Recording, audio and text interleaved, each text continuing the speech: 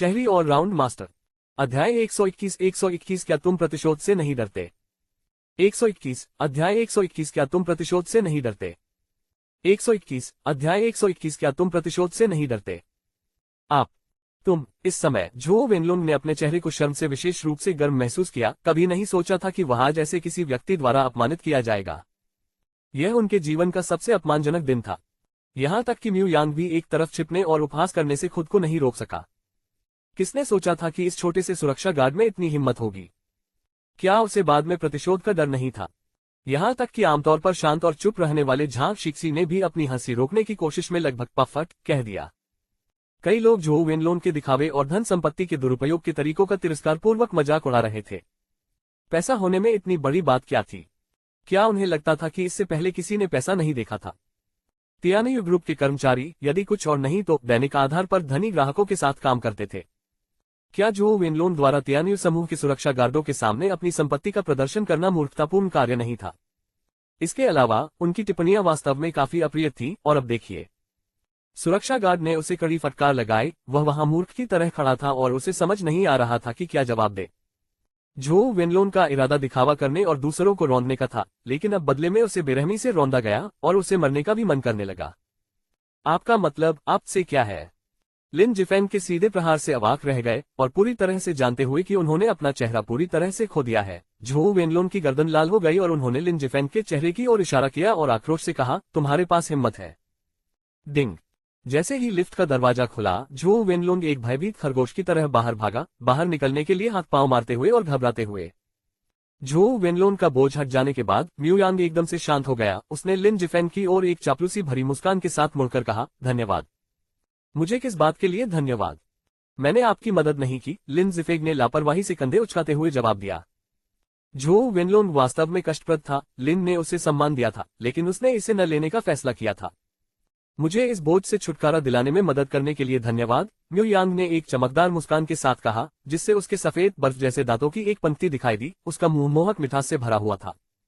उसका सुडौल शरीर, विशेषकर उसकी नंगी, मोटी और पतली टांगे, बहुत आकर्षक थी।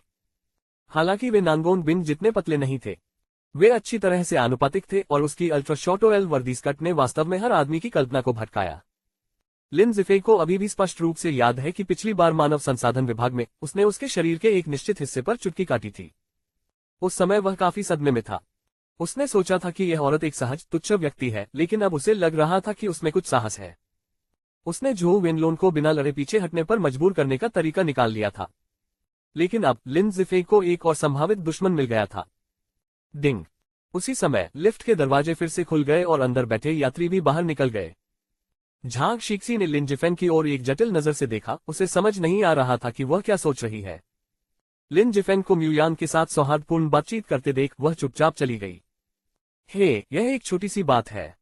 अगर भविष्य में आपको किसी चीज की जरूरत हो तो बस मुझे फोन कर देना, लिन जिफेंग ने कहा। पहले तो वह स्तब्ध रह गया और फिर आराम से सिगरेट सुलगाने लगा।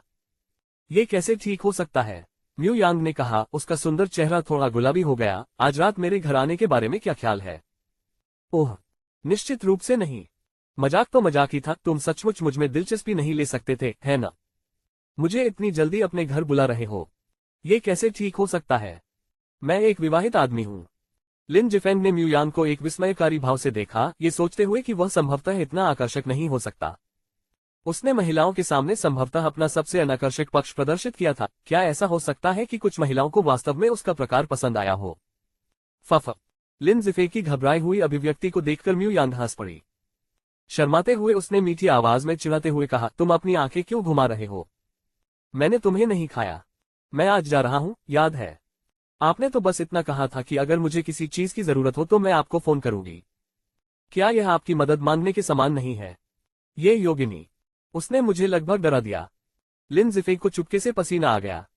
क्या आप अनिच्छुक हैं? निर्देशक म्यू ने उसे फिर से परखा और पाया कि वह आदमी दिलचस्प था, खासकर जिस तरह से उसने हंसते हुए झो वेनलोंग की आलोचना की थी। ऐसा लग रहा था जैसे वह एक अलग ही व्यक्ति बन गया हो, विशेष रूप से पसंद करने लायक। मैं कैसे अनिच्छुक हो सकता हूँ? खासकर जब से निर्देशक म्यू, जो स्वयं सुंदरी है, ने यह बात कही है। मुझे, लिन जिफेंग को उनका साथ निभाने में कोई कसर नहीं छोड़नी चाहिए। आज रात मैं मुक्त हूँ, इसलिए मैं आपकी भी मदद कर सकता हूँ। लिन जिफेंग ने एक अच्छे इंसान की छवि पेश करते हुए अपनी छाती थपथपाई। क्या ये वादा है? म्यू यांग की आंखों में कुछ असामान्य सा चमक रहा था, उन्हें एक गुप्त खुशी का एहसास हो रहा था। उसकी मोहक नजर लिन जिफेंग की नजरों पर पड़ी, जिससे आकर्षण झलक रहा था। यदि वह बूढ़ा लिन जिफेंग होता, युवा और उतावला, तो शायद वह उसे गले लगाने और उसे प्यार से सहलाने से खुद को नहीं रोक पाता, लेकिन आजकल लिन जिफेंग अपनी युवावस्था के भोलेपन से बहुत पहले ही आगे निकल चुका था और परिणामों पर विचार किए बिना ही कार्य कर रहा था। इस वर्ष म्यू यांग की आयु 26 वर्ष थी, जो लिन जिफेंग से 1 या 2 वर्ष बड़ी थी। इस उम्र की एक महिला के लिए अभी भी बिना प्रेमी के रहने के केवल 2 ही कारण हो सकते हैं, या तो उसे कोई मनोवैज्ञानिक समस्या थी, किसी प्रकार की विकृति थी, या वह उस प्रकार की थी जिसे चुराए गए सुखों का रोमांच पसंद था। सबसे अधिक संभावना यह है कि यह महिला चोरी के सुखों की शौकीन, बाद वाले समूह से संबंधित थी। ऐसी व्यवसाय महिला के लिए तियान्यू समूह में निदेशक का पद ग्रहण करना, वास्तव में दूसरों की तुलना में उसके पास अधिक विकल्प थे, और यह भी नहीं कहा जा सकता कि वह न केवल सुंदर थी, बल्कि आकर्षक भी थी। झोगाहाई शहर में 20 से 25 वर्ष की आयु की अनगिनत महिलाएं थीं, जिन्हें अभी तक प्रेमी नहीं मिला था और न ही उन्होंने विवाह किया था। इस समय में जब तक किसी पुरुष के पास पैसा है, उसे स्त्री खोजने की चिंता करने की आवश्यकता नहीं है, और जब तक स्त्री सुंदर है तो उसे पुरुष खोजने की चिंता क्यों करनी चाहिए? उसके जैसी उत्कृष्ट महिला के साथ भगवान ही जाने कि उसके पीछे कितने पुरुष हैं। क्या आपने ये कहावत नहीं सुनी है कि हर सफल महिला के पीछे हजारों पुरुषों का योगदान होता है? अपने फोन नंबरों का आदान प्रदान करने के बाद म्यू यांग ने लिन जिफेंग को एक मोहक नजर से देखा, फिर चुपचाप चली गई और लिन जिफेंग को उसके लचीले, लयबद्ध रूप से लहराते हुए शरीर की प्रशंसा करने के लिए छोड़ दिया। उसके जाने के बाद लिन जिफेंग इस भावना से छुटकारा नहीं पा सका कि वह उसके जाल में फंस गया था। शायद घर बदलना सिर्फ एक बहाना था। ये सोचकर लिन जिफेंग ने एक लंबी आह भरी। अधिक सोचने से केवल मस्तिष्क कोशिकाओं को ही नुकसान पहुंचेगा। बेहतर होगा कि एक समय में एक ही कदम उठाया जाए। गोदाम से कंप्यूटरों की चोरी के मामले का पर्दाफाश करने के लिए लिन जिफेंग ने सबसे पहले वहीं से अपनी जांच शुरू की। उन्हें लगा कि अगर कंप्यूटर गोदाम से चोरी हुए हैं तो चोर ने कुछ सुराग जरूर छोड़े होंगे। भले ही कंपनी में कोई अंदरूनी व्यक्ति कोई शरारत कर रहा हो, तो भी चीजें इतनी सरल नहीं हो सकती, है ना? 3 घंटे की गहन जांच के बाद लिन जिफेंग को इस बात का अच्छा अंदाजा हो गया कि वह कौन हो सकता है। हालांकि इस मामले को सार्वजनिक नहीं किया जा सका। ये स्पष्ट रूप से कंपनी के भीतर एक छोटी सी शरारत थी, और यदि नानगोन बिंग इसमें शामिल नहीं थी तो उसे क्यों परेशान होना चाहिए? क्या ये मुसीबत को आमंत्रित करना नहीं होगा? ये सुनिश्चित करने के लिए कि चोरी किए गए कंप्यूटर उनके असली मालिक को वापस कर दिए जाएं, लिन जिफेंग ने सुरक्षा कर्मचारियों को निर्देश दिया कि वे कंपनी में ये घोषणा करें कि चोरी करने वाले का पता चल गया है, और यह भी कहा कि यदि कंप्यूटर वापस कर दिए गए तो सभी के लिए असहज स्थिति से बचने के लिए मामला खत्म कर दिया जाएगा। बिल्कुल। लिन जिफेंग की योजना के बाद सुरक्षा दल हर जगह इसके बारे में बात करने की हिम्मत नहीं करता। उन्होंने जीफे के निर्देशानुसार व्यापार विभाग में जानकारी फैलाई।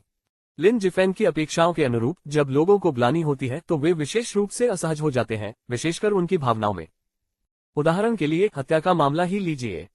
यदि कोई व्यक्ति पेशेवर हत्यारा है और हत्या करने का आदी है, तो ऐसे व्यक्ति का मानसिक स्तर अत्यंत मजबूत होगा तथा वह शांत मन और स्थिर भावनाओं को बनाए रखने में सक्षम होगा।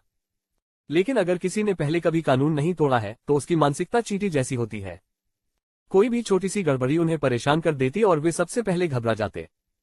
इसे मनोविज्ञान अपराधी विवेक कहता है। एक बार जब किसी व्यक्ति का विवेक दोषी हो जाता है तो चाहे परिस्थिति कैसी भी हो या वह जो भी सुनता हो, उसकी भावनाएं आसानी से घबरा जाती हैं और नियंत्रण में आ जाती हैं। इसलिए कुछ घंटों बाद लिन जिफेंग के निर्देश का पालन करते हुए सुरक्षा कर्मचारियों ने गोदाम को खाली कर दिया। घबराए हुए से दिख रहे सुन शियानाओ कुछ लोगों के साथ वहां पहुंचे और चोरी हुए कंप्यूटरों को सावधानीपूर्वक बहाल किया। अध्याय 122। यहां से चले जाओ। बहुत बढ़िया भाई लिन। सुरक्षा निगरानी कक्ष में जिया झेंजिंग ने गोदाम के वीडियो को गौर से देखा और लिन जिफेंग को अंगूठा दिखाया। तो भाई लिन, आपको कैसे पता चला कि उसने गोदाम से कंप्यूटर चुराए हैं? सुरक्षा निगरानी कक्ष में लिन जिफेंग और जिया झेंजिंग दोनों गोदाम के वीडियो का एक दृश्य देख रहे थे। मुझे नहीं पता, लिन जिफेंग ने मुस्कुराते हुए सरल उत्तर देते हुए कहा। पता नहीं? तुम्हें कैसे पता नहीं? क्या आप मेरी टांग खींच रहे हैं भाई जिया? जिया झेंजिंग ने लिन जिफेंग की ओर देखते हुए एक धूर्त मुस्कान दी। उसे उस युवक में कुछ रहस्यमयी बात का आभास हुआ। हे, मुझे सचमुच नहीं पता था। यह सिर्फ एक अनुमान था, मुझे उम्मीद नहीं थी कि यह वास्तव में वही होगी। अनुमान? आपके पास उस पर शक करने के लिए क्या सबूत थे? जिया झेंजिंग कुछ उलझन में थी। यदि आपने अनुमान लगाया भी, तो आपने कैसे अनुमान लगाया कि वह सुन शियानाओ था? कंपनी में इतने सारे कर्मचारियों के साथ आप शायद कुछ समय के लिए यह अनुमान नहीं लगा पाएंगे कि यह वही थी, है ना? और इतना सटीक अनुमान लगाना, विशेष रूप से जानबूझकर ध्यान भटकाने के लिए सुरक्षा भाइयों को व्यापार विभाग में भेजना। क्या आप जानते हैं कि मनोविज्ञान क्या है? लिन जिफेंग ने मुस्कुराते हुए कहा। मनोविज्ञान। आपका क्या मतलब है? ये बूढ़ा सुरक्षा गार्ड जिसने तियान्यू ग्रुप में कई साल बिताए थे, यह नहीं जानता था कि मनोविज्ञान का क्या मतलब है। उसकी आंखें इधर उधर भटक रही थी। वह कुछ हद तक इस बात से भ्रमित था कि लिन जिफेन का क्या मतलब था, और काफी समय तक वह मनोविज्ञान की अवधारणा को समझ नहीं सका। भाई लिन, मुझे मनोविज्ञान के बारे में सारी सांस्कृतिक बातों से बचाइए। आप जानते हैं कि मैं और जिया ज्यादा स्कूली शिक्षा नहीं ले पाया हूं। बस मुझे सीधे सीधे बता दीजिए, ये सब इतना रहस्यमय क्यों बनाया गया है? मनोविज्ञान से तात्पर्य उन चीजों से है जिन्हें लोग सामान्यतः मानसिक गतिविधियां और सभी प्रतिक्रियाएं और विचार कहते हैं। इसे आम भाषा में कहें तो इसका अर्थ है अपराधी अंतःकरण होना। यदि किसी व्यक्ति का अंतःकरण दोषी है या वह कुछ ऐसा करता है जिससे उसका मन अशांत हो जाता है, तो वह अपनी वाणी, कार्यों और अपने वातावरण के प्रति असाधारण रूप से संवेदनशील हो जाता है। थोड़ी सी भी हलचल होने पर वे बेचैन हो जाएंगे। मनोविज्ञान के विषय पर यह संभवतः उतना ही सरल था जितना लिन जिफेंग इसे अपने लिए बना सकते थे। इससे अधिक कुछ भी कहने पर वह शायद न समझ पाए, इसलिए उसे सरल शब्दों में समझाना बेहतर था। ये तो अद्भुत है, सचमुच अद्भुत। जिया झेंजिंग ने एक पल के लिए इसके बारे में सोचा, फिर उसे समझ में आया और उसने लिन जिफेंग को अंगूठा दिखाते हुए मुस्कुराया। उसे यह बात पूरी तरह समझ में नहीं आई, लेकिन यह देखकर कि लिन जिफेंग की योजना बहुत अच्छी थी और उसने सफलतापूर्वक कंप्यूटर को वापस लौटा दिया था, इससे लिन जिफेंग की क्षमता सिद्ध हो गई। तो अब हमें क्या करना चाहिए? उसकी रिपोर्ट करें या वीडियो की प्रतिलिपि बनाकर सबको दिखाऊं? बूढ़ी जिया, अब जब सब कुछ ठीक हो गया है तो बाद में इस वीडियो क्लिप को हटा देना। ये पूरी तरह सुनिश्चित कर ले कि आप अपनी पहचान उजागर न करें। आखिरकार अब कंप्यूटर उसके असली मालिक को वापस कर दिया गया है। हम तो सिर्फ सुरक्षा गार्ड हैं, हमें इस झंझट में नहीं पड़ना चाहिए। चलो हम मूर्ख बने ताकि बाद में किसी को कोई अजीब स्थिति न झेलनी पड़े। लिन जिफेंग ने अपनी सिगरेट का एक कश लिया, ये सोचते हुए कि इस मामले में सुन शियानाओ की कुछ गरिमा बचाना सबसे अच्छा होगा। यदि मामला बिगड़ गया तो सन शियानाओ पर तो कोई असर नहीं पड़ेगा, लेकिन सुरक्षा विभाग में उनके भाई मुश्किल में पड़ सकते हैं। कौन जानता है कि सुन शियानाओ के संबंध कितने व्यापक हैं? कौन जानता है कि वह कितने शीर्ष अधिकारियों के साथ सो चुकी है? एक बार जब चीजें बिगड़ जाएंगी तो हम निम्न स्तर के सुरक्षा गार्डों को ही नुकसान उठाना पड़ेगा। ये तो बताने की जरूरत ही नहीं कि गोदाम में हुई चोरी एक निजी शरारत से ज्यादा कुछ नहीं थी। भले ही सुन शियानाओ जनसंपर्क विभाग की झाओ ज़ूमो से बदला लेना चाहती हो और जानबूझकर उनके विभाग को अपने व्यापार विभाग से आगे निकलने से रोकना चाहती हो, लेकिन ऐसी बचकानी रणनीति बहुत ही बचकानी है। चिंता मत करो, मैं इसे 1 मिनट में हटा दूंगा। चूंकि भाई लिन ने मुझे ये बात न फैलाने को कहा है, इसलिए मैं ऐसा नहीं करूंगा। भाई लिन के चतुर दिमाग के साथ इस कहानी में और भी कुछ होना चाहिए। जिया झेंजिंग, जो 1 दशक से अधिक समय से कंपनी के साथ काम कर रही थी, ने तुरंत लिन जिफेंग के इरादों को समझ लिया। सुरक्षा दस्ते के नेता के पद तक पहुंचने और 2 राष्ट्रपतियों के कार्यकाल को सफलतापूर्वक पूरा करने के बाद उनके पास वास्तव में कुछ असाधारण कौशल थे। हालांकि वह लिन जिफेंग की तरह अपना काम आसानी से कर रहा था, लेकिन वह मूर्ख नहीं था। जिया झेंजिंग को अलविदा कहने के बाद लिन जिफेंग ने देर नहीं की और सीधे राष्ट्रपति नानगोन बिन के कार्यालय की ओर चल पड़े। इस समय राष्ट्रपति नानगोन बिन के कार्यालय में हुआंग डैमिंग एक नौकर की तरह झुके हुए थे। हर बार जब वह नानगोन बिन को थका हुआ और शांत देखता था तो उसकी भौहों का हल्का सा तनाव उसे चाकू के घाव जैसा दर्द देता था। वह चाहता था कि वह अपनी सारी योग्यताएं उसके सामने प्रस्तुत कर दे ताकि उसके कंधों से काम का बोझ कुछ कम हो सके, लेकिन वह उसके स्वभाव को अच्छी तरह से जानता था। विशेषकर जब काम से संबंधित मामलों की बात आती थी तो नानगोन बिन जो कुछ भी करना चाहती थी वह उसे स्वयं ही करती थी और किसी भी अन्य व्यक्ति की तुलना में कहीं बेहतर तरीके से करती थी। हुआंग डैमिंग को अपनी जगह अच्छी तरह से पता थी। कंपनी के अंदर सुरक्षा व्यवस्था के अलावा ऐसा लग रहा था कि वह किसी और काम में सक्षम नहीं है। एक सैनिक के रूप में जन्म लेने के कारण वह केवल लड़ाई ही कर सकता था, इच्छा होने पर भी उसमें योग्यता की कमी थी। आपका मतलब यह है कि नया सुरक्षा गार्ड ठीक से व्यवहार नहीं कर रहा है? नानगोन बिन की नजर चतुर थी, उसकी आंखें बाज की तरह तेज थीं। उसका ठंडा, सुंदर चेहरा किसी भी रंग से रहित था, मानो उसके पिता के अलावा किसी पुरुष ने उसे कभी मुस्कुराते हुए नहीं देखा था। सीईओ की कुर्सी पर ऊंचे स्थान पर बैठे हुए उनके ठंडे चेहरे पर एक भी अतिरिक्त भाव या भावना नहीं दिखती थी, खासकर जब वह बोलती थी। उसकी आवाज बर्फ के तहखाने में रखे हजारों साल पुराने ग्लेशियर की तरह ठंडी थी, जिसे सुनकर हुआंग डैमिंग की रीढ़ तक सिहरन पैदा हो गई। हाँ, वे हर दिन बेकार बैठे रहते हैं, सुरक्षा कक्ष में जुआ खेलते हैं, शराब पीते हैं और ताश खेलते हैं। पेशेवर आचरण की तो बात ही नहीं की जा सकती। गोदाम से जो कंप्यूटर गायब हुए हैं उनका संभवतः कर्तव्य के प्रति लापरवाही से संबंध है। यदि ऐसा ही चलता रहा तो कंपनी को न केवल परिसंपत्ति का नुकसान होगा बल्कि व्यक्तिगत सुरक्षा को भी खतरा हो सकता है। हुआंग डेमिंग ने ये शब्द पहले से सोचे थे या नहीं, लेकिन ये किसी ऐसे व्यक्ति की शिकायतों की तरह लग रहे थे जिसने अंतहीन कष्ट सहा था, क्योंकि उसने लिन जिफेंग और कंपनी के सभी प्रकार के घृणित व्यवहारों को उजागर कर दिया था। ओह, क्या ऐसा है? कैप्टन हुआंग, आप हमारे सुरक्षा विभाग के सदस्यों की दैनिक गतिविधियों पर नजर रखने के लिए काफी उत्सुक प्रतीत होते हैं। कितना असामान्य है। तभी लिन जिफेंग भारी आवाज के साथ अंदर आया। उसने दस्तक देने की भी जहमत नहीं उठाए, न ही आत्मविश्वास से प्रवेश करने से पहले नानगोन बिन से किसी निर्देश की प्रतीक्षा की। तुम्हें अंदर किसने आने दिया? यहां से तुरंत चले जाओ। लिन जिफेंग को देखकर हुआंग डेमिंग ने तुरंत अपना आपा खो दिया। यहां तक कि उन्हें राष्ट्रपति के कार्यालय में प्रवेश करने से पहले सहायक से पूर्व अनुमोदन लेना पड़ता था, तथा अंदर आने के लिए उन्हें नानगोन की अनुमति लेनी पड़ती थी। एक साधारण सुरक्षा गार्ड लिन जिफेंग की हिम्मत कैसे हुई कि वह बिना दरवाजा खटखटाए अंदर चला आया? क्या ये शिष्टाचार की कमी नहीं थी? नानगोन बिन की भौहें सिकुड़ गईं, उसका सुंदर ठंडा चेहरा बैंगनी रंग की आभा से भर गया। उसने ये भी देखा कि लिन जिफेंग के कपड़े झुर्रीदार और दागदार थे, जिससे उसका मूड खराब हो गया, जिससे वह विशेष रूप से घृणा करने लगी। अगर यह घर पर होता तो कोई बात नहीं, लेकिन ये कंपनी थी और उसके अधीनस्थों के सामने भी इससे कम नहीं। क्या दरवाजा खटखटाना भी एक अनावश्यक कार्य माना जाता था? आखिरकार वह कोई और नहीं बल्कि त्यानियो ग्रुप की सीईओ थी। अध्याय 123। आपके पास कितनी भव्यता है। लगभग सहज रूप से नानगोन बिन गजियाओ का शरीर पीछे की ओर झुक गया और अपनी भौहों के बीच उसने स्पष्ट घृणा को छिपाने का कोई प्रयास नहीं किया। जहां तक लिन जिफेंग का सवाल है, नानगोन बिन को अपने गर्वीले और ठंडे शब्दकोश में उसके बारे में कहने के लिए शायद ही कोई अच्छी बात मिल पाएगी, खासकर कल रात हैम से जुड़ी घटना के बाद। इसके बारे में सोचते ही नानगोन बिन को उल्टी आने लगी। नानगोन बिन इस प्रकार की व्यक्ति थी, यदि वह किसी को नापसंद करती थी या उससे घृणा करती थी, तो वह उससे घृणा करती थी, कभी भी अपनी भावनाओं को छिपाने की जहमत नहीं उठाती थी। इसके अलावा अपनी स्थिति और क्षमताओं के साथ क्या उसे दूसरों के प्रति झूठे स्नेह दिखाने या उन्हें खुश करने की आवश्यकता थी? जवाब था नहीं। ओह, आपके कार्यालय में बहुत शान शौकत है, चीखना चिल्लाना है। क्या आप सचमुच सोचते हैं कि आप हमारे महान राष्ट्रपति के बराबर बैठ सकते हैं? जब हुआंग डेमिंग ने द्वेष के साथ बात की, खासकर जब उसने सुरक्षा विभाग के भाइयों की निंदा की, तो लिन जिफेंग बहुत नाराज हो गए। क्या हुआंग डेमिंग ने कभी इस बात पर विचार नहीं किया कि आखिर किस बात ने उन्हें सुरक्षा टीम के प्रमुख के पद पर बैठने का अधिकार दिया है? या फिर क्या वह सचमुच अपनी उस तुच्छ सुरक्षा प्रणाली पर विश्वास करता था? हाँ, क्या मजाक। इस तरह की घटिया सुरक्षा प्रणाली को संयुक्त राज्य अमेरिका में लोगों ने वर्षों पहले त्याग दिया था, और फिर भी आप इसे सामने लाने और खुद को शर्मिंदा करने का साहस करते हैं। क्या आपको पत्थर उठाकर अपने ही पैर पर गिराने का डर नहीं लगता? तुम्हारा इससे क्या मतलब है? हुआंग डेमिंग तुरंत गुस्से से भड़क उठा, लेकिन सहज रूप से नानगोन बिन की ओर देखने पर उसने देखा कि वह ऐसे व्यवहार कर रही थी जैसे कुछ भी गलत नहीं हुआ हो। वह अपनी सुगंधित चाय को ऐसे बेपरवाही से पी रही थी जैसे उन दोनों के बीच के संघर्ष का उससे कोई लेना देना नहीं था। हुआंग डेमिंग की आवाज गहरी थी, उनकी आंखों में भयावहता झलक रही थी। ऐसा लग रहा था कि वह किसी भी क्षण जिफेंग को निगल सकता है, और वास्तव में अगर नानगोन बिन वहां नहीं होता तो वह जिफेंग को सचमुच सबक सिखा सकता था। हुआंग डेमिंग की मुट्ठियों को तनाव से ट्रैक करते देख लिन जिफेंग हंस पड़े, एक उज्जवल और धूप वाली हंसी। आप किस पर हंस रहे हो? मैं नहीं हंस रहा हूं।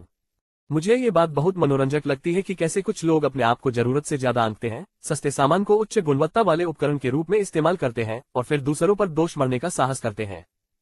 जो लोग केवल दूसरों के सिर पर जिम्मेदारी डालना जानते हैं जबकि स्वयं शांत और निर्भय रहते हैं, वे सचमुच हास्यास्पद हैं। लिन जिफेंग को इस बात की परवाह नहीं थी कि हुआंग पहले क्या कर रहा था, उसने तो बस उपहास किया। कैप्टन हुआंग, क्या आपको लगता है कि मेरी बातें सही हैं? लिन जिफेंग मुस्कुराया, उसकी आंखें सिकुड़ गईं, उसकी निगाहों में तीक्ष्णता की चमक थी, उसे हुआंग डेमिंग की डरावनी नजर का जरा भी डर नहीं था। हुआंग डेमिंग गुस्से से लाल हो गया। यदि नानगोन बिन की उपस्थिति न होती तो वह इस बात की गारंटी नहीं दे सकता था कि वह अपना आपा नहीं खोएगा और शायद इस राक्षस को मार नहीं देगा। क्या आपके पास कोई बेहतर सुझाव है? नानगोन बिन अचानक मुड़ी, उसके ठंडे चेहरे पर अब चंचल रुचि का संकेत दिखाई दे रहा था। नहीं, लिन जिफेंग ने गंभीरता से सिर हिलाया। अगर आपके पास कुछ नहीं है तो फिर ये दिखावा क्यों? नानगोन बिन की सुंदर भौहें थोड़ी सिकुड़ गईं, उन्हें शक हुआ कि यह बदमाश यहां मुसीबत खड़ी करने आया है। कैप्टन हुआंग, कृपया एक क्षण के लिए बाहर आ जाए, मुझे उनसे कुछ बात करनी है। नानगोन बिन ने हुआंग डेमिंग की ओर हाथ हिलाकर उसे जाने का इशारा किया। राष्ट्रपति जी, लेकिन उन्होंने कुछ कहना शुरू किया, लेकिन नानगोन बिन की ठंडी और उदासीन अभिव्यक्ति ने गंभीरता का संकेत दिया। वह नानगोन बिन के स्वभाव को बहुत अच्छी तरह से जानता था, चूंकि उसने उसे जाने के लिए कहा था, इसलिए समझदारी से काम लेना और उसकी बात मानना सबसे अच्छा था। तो फिर मैं विदा लेता हूं। चलो। नानगोन बिन ने ठंडी आंखों से अपनी कॉफी पी, उसकी तरफ देखा तक नहीं। जब तक हुआंग डेमिंग वहां से चले नहीं गए तब तक नानगोन बिंग ने लापरवाही से अपना हाथ उठाया और उदासीनता से कहा, आपको संदेह है कि कंपनी की सुरक्षा में कोई समस्या है? नहीं, कैप्टन हुआंग की क्षमताओं को देखते हुए मुझे लगता है कि हमारे पास कंपनी से निपटने के लिए पर्याप्त से अधिक है। हालांकि मैंने सुरक्षा विभाग में थोड़ी जांच की और ऐसा लगता है कि कंपनी हर साल अन्य कंपनियों की तुलना में सुरक्षा पर बहुत अधिक खर्च कर रही है। इसके अलावा उपकरणों की गुणवत्ता भी विशेष रूप से अच्छी नहीं है। मैं तो हैरान हूं, हम उपकरणों पर इतना पैसा खर्च करते हैं और फिर भी वे इतने सस्ते हैं। क्या इस प्रक्रिया में कुछ गड़बड़ हो सकती है? हम नानगोन बिंग, जो अपनी कॉफी का स्वाद ले रही थी, अपनी भौहें सिकुड़ने से खुद को नहीं रोक सकी। आपका इससे क्या मतलब है? क्या आप ये कह रहे हैं कि सुरक्षा उपकरणों के साथ किसी ने छेड़छाड़ की है? मैं यही मानता हूं। लेकिन जहां तक इसकी विश्वसनीयता का सवाल है, यदि आपको इस पर भरोसा नहीं है तो आप किसी से इसकी जांच करवा सकते हैं। आखिरकार मैं तो बस यही कह रहा हूं कि यह सच है। क्या आप सुरक्षा उपकरणों के बारे में ज्यादा जानते हैं? लिन जिफे के शब्दों ने नानगोन बिंग को और भी ज्यादा विचारशील बना दिया। ऐसा लग रहा था कि इस आदमी के कहने का कोई ठोस कारण हो सकता है, अन्यथा वो बिना किसी कारण के इस तरह की टिप्पणी नहीं करते। ज्यादा नहीं, बस थोड़ा सा। लिन जिफेग ने हंसते हुए एक सिगरेट निकाली और नानगोन बिंग के सामने इत्मीनान से एक और सिगरेट जलाई, जिससे नानगोन बिंग लगभग मौके पर ही फट गया। तो क्या तुम इसे समझते हो या नहीं? उसने अपनी सुंदर भौहें टेढ़ी की। थोड़ा का क्या मतलब है? या तो आप समझते हैं या नहीं, थोड़ा से क्या तात्पर्य है? मूल रूप से लिन जिफेग उसके सामने रहस्य की भावना बनाए रखना चाहता था, लेकिन उसकी चिंतित अवस्था को देखकर वह हंसा और बोला, अगर हम घरेलू सुरक्षा उपकरणों की सामान्य कीमतों की बात कर रहे हैं तो कंपनी हर साल करोड़ों खर्च कर रही है। वह संभवतः केवल सामान के इस बैच के लिए नहीं हो सकती है। इसके बारे में सोचें, टियानयू समूह बड़ा हो सकता है, लेकिन अगर हम घरेलू कीमतों के साथ सख्त सुरक्षा लागत की गणना करें तो अधिकतम कुछ मिलियन पर्याप्त से अधिक होंगे। लेकिन अब सुरक्षा प्रणाली को बनाए रखने के लिए हर साल करोड़ों रुपए खर्च करना, मुझे लगता है कि यह थोड़ा फिजूल खर्ची है। वास्तव में लिन जिफेग वास्तव में ये कहना चाहते थे कि कंपनी हर साल सुरक्षा में बड़ी मात्रा में पैसा निवेश कर रही थी, लेकिन सच्चाई ये थी कि कंपनी भर में सभी सुरक्षा खर्च किए गए करोड़ों के मानकों को पूरा नहीं करती थी। दूसरे शब्दों में, प्रत्येक वर्ष निवेश किए गए करोड़ों डॉलर का एक महत्वपूर्ण हिस्सा किसी न किसी के द्वारा गबन कर लिया जाता था, तथा शेष राशि का उपयोग केवल इन औसत वस्तुओं को खरीदने के लिए किया जाता था जिन्हें सुरक्षा के रूप में प्रस्तुत किया जाता था। उन्होंने इसे स्पष्ट नहीं किया, इसका कारण केवल नानगोन बिंग को सचेत करना था। उसकी बातें सुनने के बाद नानगोन बिंग जियाओ की भौहें और भी कस गईं। वह एक चतुर महिला थी।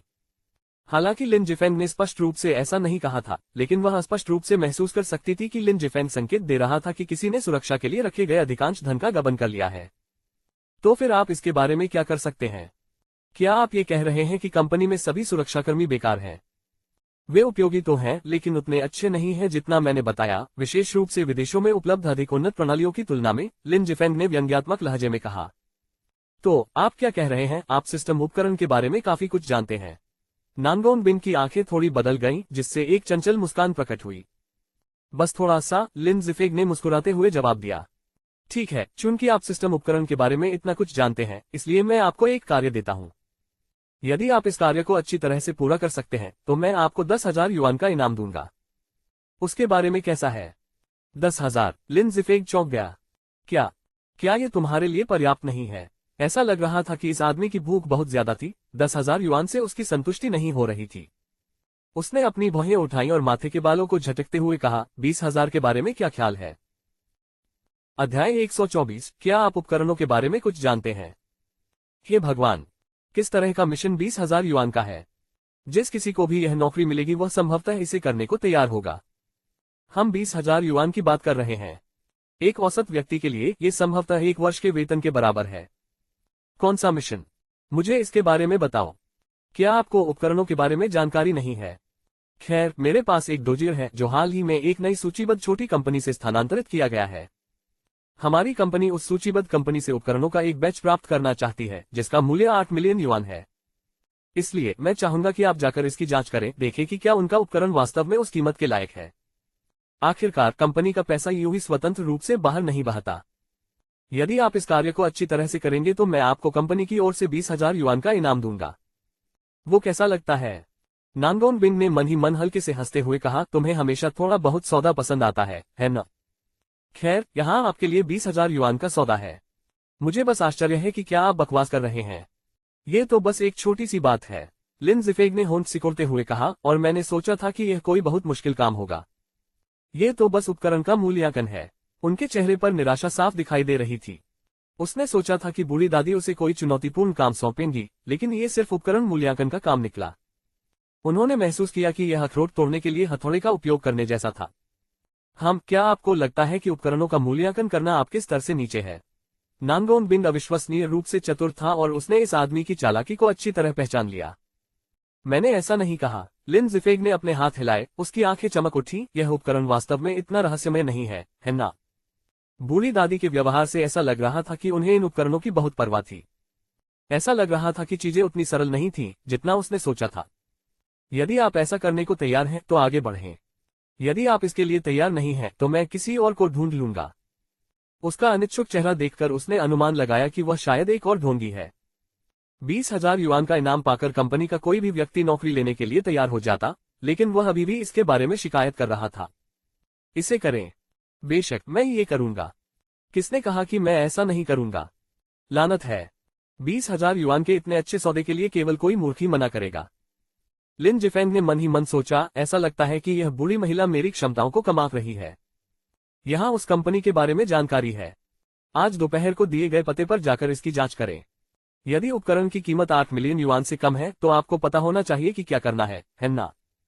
कंपनी के पास इतना अतिरिक्त पैसा नहीं है कि उसे यूं ही बर्बाद कर दिया जाए, इसलिए ये सिर्फ आपकी योग्यता की परीक्षा नहीं है, बल्कि कंपनी के लिए मूल्य सृजन का भी मामला है। ये कहते हुए नांगोन बिन की पतली उंगलियों ने दस्तावेजों के ढेर को मेज पर सरका दिया। ओह, क्या यह अभी भी मेरा ही उपयोग नहीं कर रहा है? क्या आप मुझे कंपनी के लिए उपकरणों का मूल्यांकन करने के लिए 20,000 की हड्डी दे रहे हैं? क्या ये थोड़ा सस्ता नहीं है? ऐसा लग रहा था कि लिन जिफेंग ने नांगोन बिन की व्यावसायिक कुशलता को कम करके आंका था। उपकरणों का मूल्यांकन कराने के लिए 20,000 रुपये खर्च करके सोचिए कि वह कितनी पूंजी बचा रही होगी। उनकी गणना लिन जिफेंग की तुलना में कहीं अधिक चतुर थी। अभी कुछ क्षण पहले उसने सोचा था कि 20,000 आसानी से मिल जाएंगे। अब उसे एहसास हुआ कि यह वास्तव में बहुत ही कम है। ओह ठीक है, उन्होंने आज दोपहर ईजियर रेन कैफे में एक बैठक निर्धारित करने के लिए पहले ही फोन कर दिया था। इसके लिए तैयार हो जाओ, नांगोन ने मेज पर रखे दस्तावेजों के बड़े ढेर के ऊपर से गुजरते हुए कहा। दस्तावेज लेने के बाद लिन जिफेग ने अंततः प्रतिक्रिया व्यक्त की। मैं यहाँ सुरक्षा गार्ड बनने आया हूँ, तो मैं सेल्स प्रतिनिधि कब बन गया? क्या आप मिलने और अनुबंधों पर चर्चा करने जा रहे हैं? नांगोन बिन ये क्या करतब दिखा रहा है? हार मानते हुए लिन जिफेंग ने इस बात पर विचार नहीं किया कि वह सुरक्षा गार्ड है या बिक्री प्रतिनिधि, और दस्तावेजों के साथ ईजियर रेन कैफे की ओर चल पड़ा। पूर्व निर्धारित नियुक्ति के बाद लिन जिफेग ने जल्दी से ईजियर रेन कैफे ढूंढ लिया। ईजियर रेन एक बहुत ही सुंदर नाम लग रहा था, और वहां पहुंचने पर ही लिन जिफेंग को एहसास हुआ कि कॉफी शॉप उसकी कल्पना से कहीं अधिक विशाल थी। उन्हें यकीन नहीं था कि कॉफी ही उनका मुख्य लक्ष्य है। किसी भी मामले में कंपनी के खर्च पर कॉफी पीना कोई बुरी बात नहीं थी। नमस्ते, आप तियानियो ग्रुप से होंगे जो हमारी कंपनी के उपकरण खरीदने के लिए जिम्मेदार हैं। जब लिन जिफेंग कॉफी का आनंद ले रहे थे तो उन्होंने ध्यान नहीं दिया कि एक खूबसूरत लड़की उनके पास आ गई थी। आप कौन हैं? नमस्ते, मैं केशियन टेक्नोलॉजी कंपनी लिमिटेड का महाप्रबंधक हूँ। मेरा नाम ये जिफांग है। मैं आपके साथ काम करने के लिए उत्सुक हूँ। महिला ने एक चमकदार मुस्कान बिखेरी, पहले अपना परिचय दिया। उसकी तीखी आवाज विशेष रूप से सुखद लगी। लिन जिफेग ने कोई दिखावा नहीं किया और जल्दी से खड़े होकर कहा, नमस्ते, मैं तियानियो ग्रुप में एक सुरक्षा गार्ड हूँ। मेरा नाम लिन जिफेग है। Security guard. महिला ने अपनी भौहें थोड़ी सिकोड़ी, फिर अजीब तरह से हंसी। सर, आप में हास्य की अच्छी समझ है। मैं आपके साथ मजाक नहीं कर रहा हूँ, मैं गंभीर हूँ, लिन जिफेंग ने गंभीरता से कहा। ठीक है, तो फिर चलो उपकरणों पर चर्चा शुरू करते हैं, महिला ने कहा। पहले तो वह अचंभित हुई, लेकिन जल्दी ही उसने अपना संयम वापस पा लिया और सीधे उसके साथ उपकरणों के सौदे पर चर्चा करने लगी। ऐसा लग रहा था कि यह लड़की जानती थी कि अपने पत्ते कैसे खेलने हैं। लिन जिफेग ने मन ही मन उसकी प्रशंसा की। यदि वह कोई अन्य महिला होती तो ये सुनकर कि वह तियानियो सुरक्षा गार्ड है, उसकी पहली प्रतिक्रिया संभवतः वहां से चले जाने की होगी। कम से कम उसने ऐसा तो नहीं किया था। क्या आप कुछ पीना चाहेंगे? लिन जिफेग ने पूछा। मुझे प्यास नहीं लगी है, शुक्रिया। वह मुस्कुराए, अपने बैग में हाथ डाला और उपकरण संबंधी दस्तावेजों का एक ढेर उसके सामने रखते हुए धीरे से बोली, ये रहा, आज मैंने इकट्ठा किया सारा डेटा। यदि आपको कुछ भी असंतोषजनक लगे तो कृपया मुझे बताएं। ठीक है। लिन जिफेग ने भावशून्य होकर दस्तावेज लिए और जल्दी से उन पर नजर डाली, हर महत्वपूर्ण बिंदु पर अपनी भौहें उठाईं। हालांकि ये हरकत महिला की नजर से नहीं बच सकी। ये व्यक्ति जो तियानियो सुरक्षा गार्ड होने का दावा कर रहा था, उसके लिए रहस्य से घिरा हुआ था। मुझे आश्चर्य है कि क्या हमारी कंपनी का उपकरण आपके समूह की जरूरतों को पूरा करता है? महिला ने अनिश्चित रूप से अपनी आंखें झपकाते हुए पूछा। यह पहली बार था जब वह तियान्यू जैसे बड़े समूह के साथ सहयोग कर रही थी, और यह कहना गलत होगा कि वह चिंतित नहीं थी। उनकी कंपनी अभी हाल ही में सूचीबद्ध हुई एक छोटी कंपनी थी और तियान्यू ग्रुप ने उन्हें केवल उनके उपकरणों के लिए चुना था। यदि तियान्यू को उपकरण में रुचि नहीं होती तो भविष्य में उनके सहयोग की संभावना शून्य हो जाती। वे हर साल तियान्यू ग्रुप को जो उपकरण उपलब्ध कराते थे वह उनकी कंपनी के लिए कई वर्षों तक काम करने के लिए पर्याप्त था। अध्याय 125 बस में सुंदरता। इन उपकरणों की कीमत 8 मिलियन है। दस्तावेजों में सूचीबद्ध मूल्य को देखने के बाद लिन जिफेग ने अपना सिर हिलाया। उन्हें हमेशा लगता था कि यह उपकरण इतने पैसे के लायक नहीं है, हालांकि उन्हें सुरक्षा उपकरणों की बेहतर समझ थी। हालांकि इन विशिष्ट टुकड़ों के लिए वह अभी भी उलझन में थे और निश्चित थे कि उपलब्ध कराए गए आंकड़ों के आधार पर वे उतने मूल्यवान नहीं थे। इन कीमतों का मूल्यांकन हमारी कंपनी के विशेषज्ञों द्वारा सावधानीपूर्वक किया जाता है ताकि तियान्यू में आपको सहजता महसूस हो। हमारी कंपनी निश्चित रूप से जानबूझकर कीमतें नहीं बढ़ाएगी।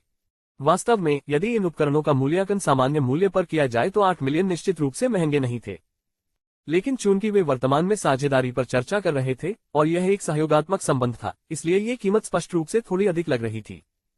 नहीं, ये कीमत बहुत अधिक है, हम इसे स्वीकार नहीं कर सकते। लिन जिफेन को अभी भी लगा कि यह अस्वीकार्य है, क्योंकि कुलपति ने स्पष्ट रूप से निर्दिष्ट किया था कि 8 मिलियन बहुत अधिक है। महोदय, कृपया निश्चिंत रहें, वर्तमान में कई कंपनियां घरेलू स्तर पर इस प्रकार के उपकरण बना रही हैं, लेकिन अधिकांश की कीमतें कम होने के बावजूद उनकी गुणवत्ता बहुत अच्छी नहीं है। यद्यपि हमारी कंपनी की कीमत उसी अवधि में दूसरों की तुलना में थोड़ी अधिक है। हम सख्त गुणवत्ता नियंत्रण सुनिश्चित करते हैं। सीधे शब्दों में कहें तो यदि आपकी कंपनी हमारे उपकरण खरीदती है तो अन्य कंपनियां 1 वर्ष तक चल सकती हैं, जबकि हमारे उपकरण निश्चित रूप से 3 वर्ष से अधिक समय तक चल सकते हैं। कीमत थोड़ी अधिक हो सकती है, लेकिन गुणवत्ता ही सबसे महत्वपूर्ण है ना? बहुत बढ़िया। आज मेरी मुलाकात एक बातूनी विक्रेता से हुई जो सचमुच बहुत बातूनी है। ये सब क्या है? लिन जिफेन को समझ में नहीं आ रहा था कि वह किस बारे में बात कर रही है। अब बात कीमत की हो रही थी, गुणवत्ता की नहीं।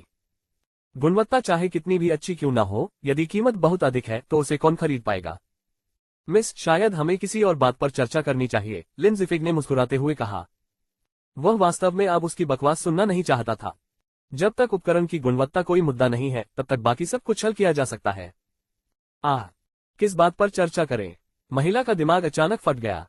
विशेषकर जब इस व्यक्ति ने किसी और बात पर चर्चा करने का उल्लेख किया तो महिला को ये याद आए बिना नहीं रहा जा सकता था कि उसके बॉस ने उसके जाने से पहले क्या कहा था कि आजकल बहुत से लोग कीमत और गुणवत्ता के मुद्दों की परवाह नहीं करते हैं जब तक कि वे अपना सिर झुकाने को तैयार हों। इसे एक संभावित आसान सौदे के रूप में देखा जा रहा है जिससे यह व्यापारिक सौदा पक्का हो सकता है। ये सोचकर महिला को अपने विचारों पर और भी अधिक यकीन हो गया। कीमत पर चर्चा करें, लिन जिफेग ने आश्चर्य से कहा। लेकिन अब शर्मिंदा होने की बारी महिला की थी। वह समझ नहीं पाई कि लिन जिफेन का कीमत पर चर्चा करने का क्या मतलब था। उसने अभी इतना ही कहा था और जाहिर है उसने एक भी शब्द नहीं सुना था जैसा कि बॉस ने सुझाया था। व्यापारिक परिदृश्य के पीछे का अंधकार निश्चित रूप से आम लोगों की कल्पना से परे था। क्या बात है? लिन जिफेग ने कॉफी का घूंट लेते हुए उत्सुकता से उसकी ओर देखते हुए पूछा। कोई बात नहीं, हम स्थान बदल ले तो कैसा रहेगा? लगभग उसी क्षण जब लिन जिफेन ने अपनी कॉफी पी, महिला ने अपने चेरी जैसे होठों को भींच लिया और अपना पतला मुलायम हाथ लिन जिफेन के हाथ के पीछे रख दिया। इससे लिन जिफेन की कॉफी लगभग वहीं थूक दी गई। तुम क्या करना चाहते हो? लिन जिफेग ने भावशून्यता से पूछा, धीरे से अपना हाथ वापस खींच लिया। उन्होंने कहा, यदि आप कीमत से संतुष्ट नहीं हैं तो हम इस पर आगे चर्चा कर सकते हैं। महिला की मोहक संकीर्ण आंखों से एक हल्का सा आकर्षण निकलने लगा। हमें इस पर कैसे चर्चा करनी चाहिए? लिन जिफेग ने पूछा। अगर बड़े भाई आपको लगता है कि हमारी कीमत बहुत ज्यादा है तो हम इस पर विस्तार से चर्चा करने के लिए कोई जगह ढूंढ सकते हैं। महिला लिन जिफेग के करीब आने लगी और जानबूझकर अपनी पूरी छाती उसके सामने हिलाने लगी। हालांकि लिन जिफेग को महिलाओं में बहुत रुचि थी, लेकिन वह निश्चित रूप से लड़कियों को बिस्तर पर लाने के लिए इस तरह की घटिया रणनीति का इस्तेमाल नहीं करेगा। कोई जरूरत नहीं है। मुझे लगता है कि अब हमारे पास बात करने के लिए कुछ नहीं बचा है। मुझे अन्य काम निपटाने हैं, इसलिए मैं अब जा रहा हूँ। जैसे ही महिला पास आए, लिन जिफेंग जल्दी से उठ खड़ा हुआ, अपनी जांघों को थपथपाया और जाने के लिए तैयार हो गया। ये दृश्य देखकर महिला पूरी तरह से स्तब्ध रह गई। हताश होकर उसने पूछा, बड़े भाई क्या मैंने कुछ गलत किया? नहीं, लिन जिफेंग ने भावशून्यता से कहा। तो फिर क्यों? हमारी कीमत पर अभी भी चर्चा हो सकती है। महिला अभी तक लिन जिफेंग की बात समझ नहीं पाई थी। लिन जिफेंग ने अपना सिर नीचे किया और एक पल के लिए सोचा। उसकी निगाहें कुछ चमकीली हो गईं क्योंकि उसने महिला को घूरते हुए कहा, मेरा मतलब उपकरण की कीमत से था, न कि जो आप सोच रही होंगी। यदि आपकी कंपनी वास्तव में तियान्यू के साथ साझेदारी करने के प्रति ईमानदार है मुझे आशा है कि आप कुछ ईमानदारी दिखा सकेंगे। हमारे देश में उपकरण कंपनियों की बहुतायत को देखते हुए भले ही हम आपकी प्रतिष्ठित कंपनी के साथ साझेदारी न करें, मेरा मानना है कि तियानियों को एक बेहतर विक्रेता मिल सकता है। इस पर महिला को अंततः समझ में आ गया कि लिन जिफेंग का क्या मतलब था।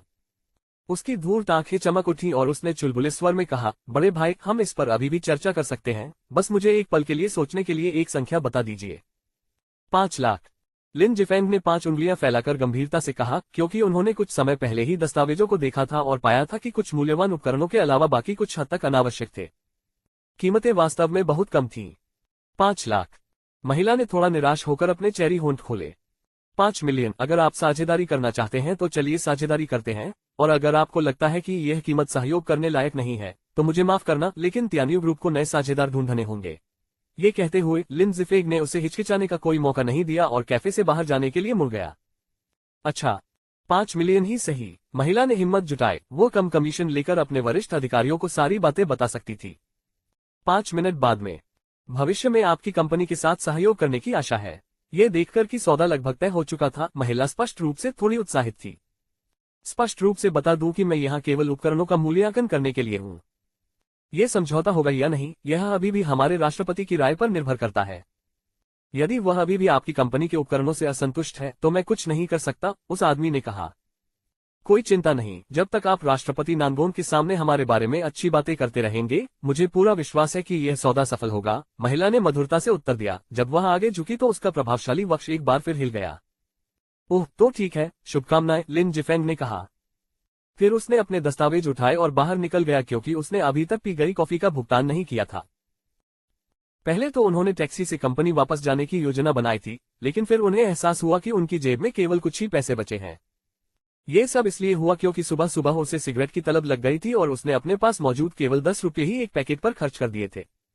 मजबूरी के कारण अब उसके पास बस लेने के अलावा कोई विकल्प नहीं था। जैसे ही लिन जिफेंग पूरी तरह से ऊबकर बस का इंतजार कर रहा था, एक बहुत ही आकर्षक महिला, जिसका फिगर बहुत अच्छा था, वहां आ गई। उसकी कामुक आकृति को देखकर लिन जिफेंग कुछ और नजरें डालने से खुद को रोक नहीं सका, जिसके कारण महिला ने उसे नाराजगी भरी नजरों से देखा। यार, ये तो बस कुछ अतिरिक्त नजरें हैं और तुम ये चेहरा बना रहे हो। लिन जिफेंग निराश था। क्या आजकल सभी लड़कियां इतनी चिड़चिड़ी हो गई हैं? महिला ने फिर से झुंझलाहट से उसकी ओर देखा।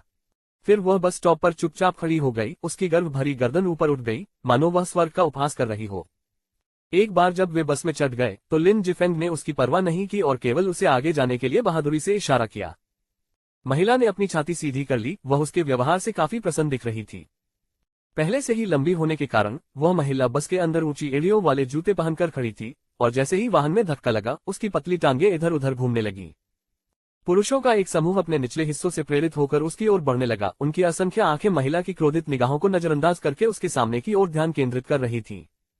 महिला का चेहरा गुस्से से लाल था, लेकिन वह कुछ बोल नहीं पा रही थी। वह पहली बार बस में सफर कर रही थी। अगर उसे पता होता कि यह जगह ऐसे जानवरों से भरी है तो वह इसे बिल्कुल नहीं लेती। कुछ देशों में बसों में लगातार उत्पीड़न की घटनाओं की खबरें समाचारों में आती रही हैं। ये सोचकर महिला को डर लगने लगा। घृणित ड्राइवर ने दरवाजा खोलने से इनकार कर दिया, जिससे उसके पास सहने के अलावा कोई विकल्प नहीं बचा।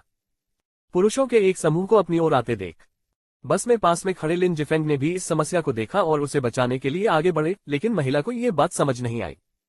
जैसे ही वह उसे अनुकूल दृष्टि से देखने लगी, वह भावना तुरंत गायब हो गई क्योंकि उसने लिन जिफेंग को बाकी जानवरों के साथ मिला दिया। लिन जिफेंग को आंतरिक पीड़ा हुई।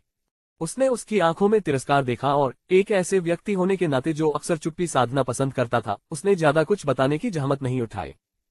आखिरकार वे एक दूसरे के पास से गुजरने वाले अजनबी ही थे, आखिर कौन इतनी परवाह करता है। लेकिन जैसे ही लिन जिफेंग अपना सिर घुमाकर महिला को देखना बंद करने वाला था, उसने अचानक देखा कि एक घटिया आदमी चुपके से उसे छूने के लिए आगे बढ़ रहा था। वह धीरे धीरे अपना हाथ उसके गोल नितंबों की ओर बढ़ा रहा था, बस के हिलने का फायदा उठाकर अश्लील हाथ डालने की तैयारी कर रहा था। लिन जिफेंग, जो हमेशा ऐसे व्यक्तियों से घृणा करता था, इस प्रकार का व्यवहार बर्दाश्त नहीं कर सका। एक मूलतः धर्मी व्यक्ति होने के नाते लिन जिफेंग ऐसी घटना को अपने सामने कैसे घटित होने दे सकता था। जैसे ही उस घटिया आदमी का हाथ महिला के नितंबों को छूने वाला था, लिन जिफेंग के पैर हिल गए और पलक झपकते ही वह उस आदमी के सामने आ गया। आप क्या कर रहे हो? लिन जिफेंग ने उस आदमी के गंदे हाथ को रोकने के लिए अपना हाथ उठाते हुए चिल्लाया, लेकिन अप्रत्याशित रूप से ठीक उसी समय बस चालक ने ब्रेक लगाने का निर्णय लिया। लिन जिफेंग इसके लिए तैयार नहीं था और उसका बड़ा हुआ हाथ बाहर निकल गया। लिन जिफेंग दंग रह गया, क्योंकि उसका हाथ अब सीधे महिला के कामुक नितंबों की ओर बढ़ रहा था। जैसे ही उसका हाथ टकराया, लिन जिफेंग को पता चल गया कि वह बड़ी मुसीबत में है। थप्पड़! एक कर्कश ध्वनि गूंजी जब लिन जिफेंग की चौड़ी और मजबूत हथेली सीधे महिला के नर्म नितंबों पर उतरी, जो केवल एक छोटी तंग स्कर्ट से ढके हुए थे। वह दंग रह गई।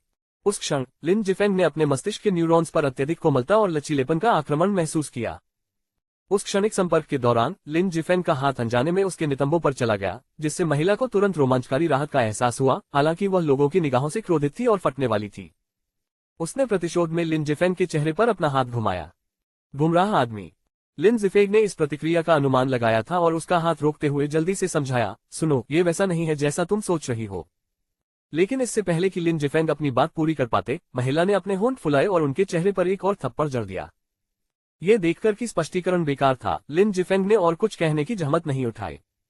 उनकी तात्कालिक चिंता वास्तविक अपराधी को पकड़ना और अपना नाम साफ करना था। तभी बस अचानक रुक गई। बिना तैयारी के और सुरक्षा रेलिंग को खोले, महिला का नाजुक शरीर अचानक लिन जिफेंग की बाहों में गिर गया, जब वह उस वेश्या को पकड़ने के लिए खड़ा होने वाला था। लिन जिफेंग उसके अचानक गिरने से अचंभित होकर अनाड़ीपन से लड़खड़ा गया। अब मैं सचमुच परेशान हूं। ऐसा लगता है जैसे मैं बिना कुछ गलत किए भी बर्बाद हो गया हूं। आह, ये तो लेटे लेटे गोली लगने जैसा है। जैसे ही दरवाजा खुला, वह घटिया हाथ भाग चुका था और दर्शकों ने उनकी पूरी उलझन देखी। महिला की त्वचा अविश्वसनीय रूप से चिकनी और अत्यंत लचीली थी। यह अनुभूति लिन जिफेंग ने पहली बार महसूस की थी। महिला चीखी और शर्माते हुए तुरंत खड़ी हो गई और पीछे हट गई। उसने घृणा से आसपास के लोगों को देखा और सोचा, आज की दुनिया में न्याय क्यों नहीं है। अध्याय 126 शाम को सवारी ले। अध्याय 126 रात में सवारी पकड़ना। जैसे ही वह अपनी जेब से फोन निकालने और 110 डायल करने वाला था, लिन जिफेंग तेजी से आगे बढ़ा, महिला के हाथ से फोन छीन लिया और जल्दी से समझाया, मिस, आपने मुझे गलत समझा है। मैंने अभी अभी एक छेड़छाड़ करने वाले को आपका फायदा उठाने की कोशिश करते देखा और मैंने उसे रोकने की कोशिश की, लेकिन फिर चीजें बस। लिन जिफेंग ने फोन उठाने के तुरंत बाद बताया, तुम बेशर्म कमीने, मुझे मेरा फोन वापस दो वरना मैं चिल्लाऊंगी। बस में भीड़ होने के बावजूद हर कोई बस ये नाटक देख रहा था और कोई भी मदद के लिए आगे नहीं आया। यद्यपि वह सुंदर और सेक्सी थी, परंतु आज के समय में वीरतापूर्ण कार्य फिल्मों की तरह आम नहीं है। कौन लेई फैंग बनने के लिए अपनी राह से हट जाएगा? यहां तक कि लेई फैंग ने भी अपने अच्छे कार्यों की डायरी रखी थी, अन्यथा लोग उनके बारे में कैसे जान पाते। इसके अलावा आजकल कितने लोग लेई फैंग के उदाहरण का अनुसरण करते हैं। मेरी बात सुनो, ये वैसा नहीं है जैसा तुम सोच रही हो। लिन जिफेंग ने जल्दी से समझाया, लेकिन महिला ने सुनने से इनकार कर दिया। अपने दिल में उसने पहले ही लिन जिफेंग की एक बार चमकती छवि को नरक के 18वें स्तर तक पहुंचा दिया था, अब उस पर विश्वास करने की हिम्मत नहीं थी। लिन जिफेंग दंग रह गया। यह देखकर कि स्पष्टीकरण व्यर्थ था, उसने फोन उसे वापस फेंक दिया। इससे पहले कि छेड़छाड़ करने वाला व्यक्ति बहुत दूर निकल पाता, उसने बस की खिड़की को लात मारकर खोला और बाहर कूद गया।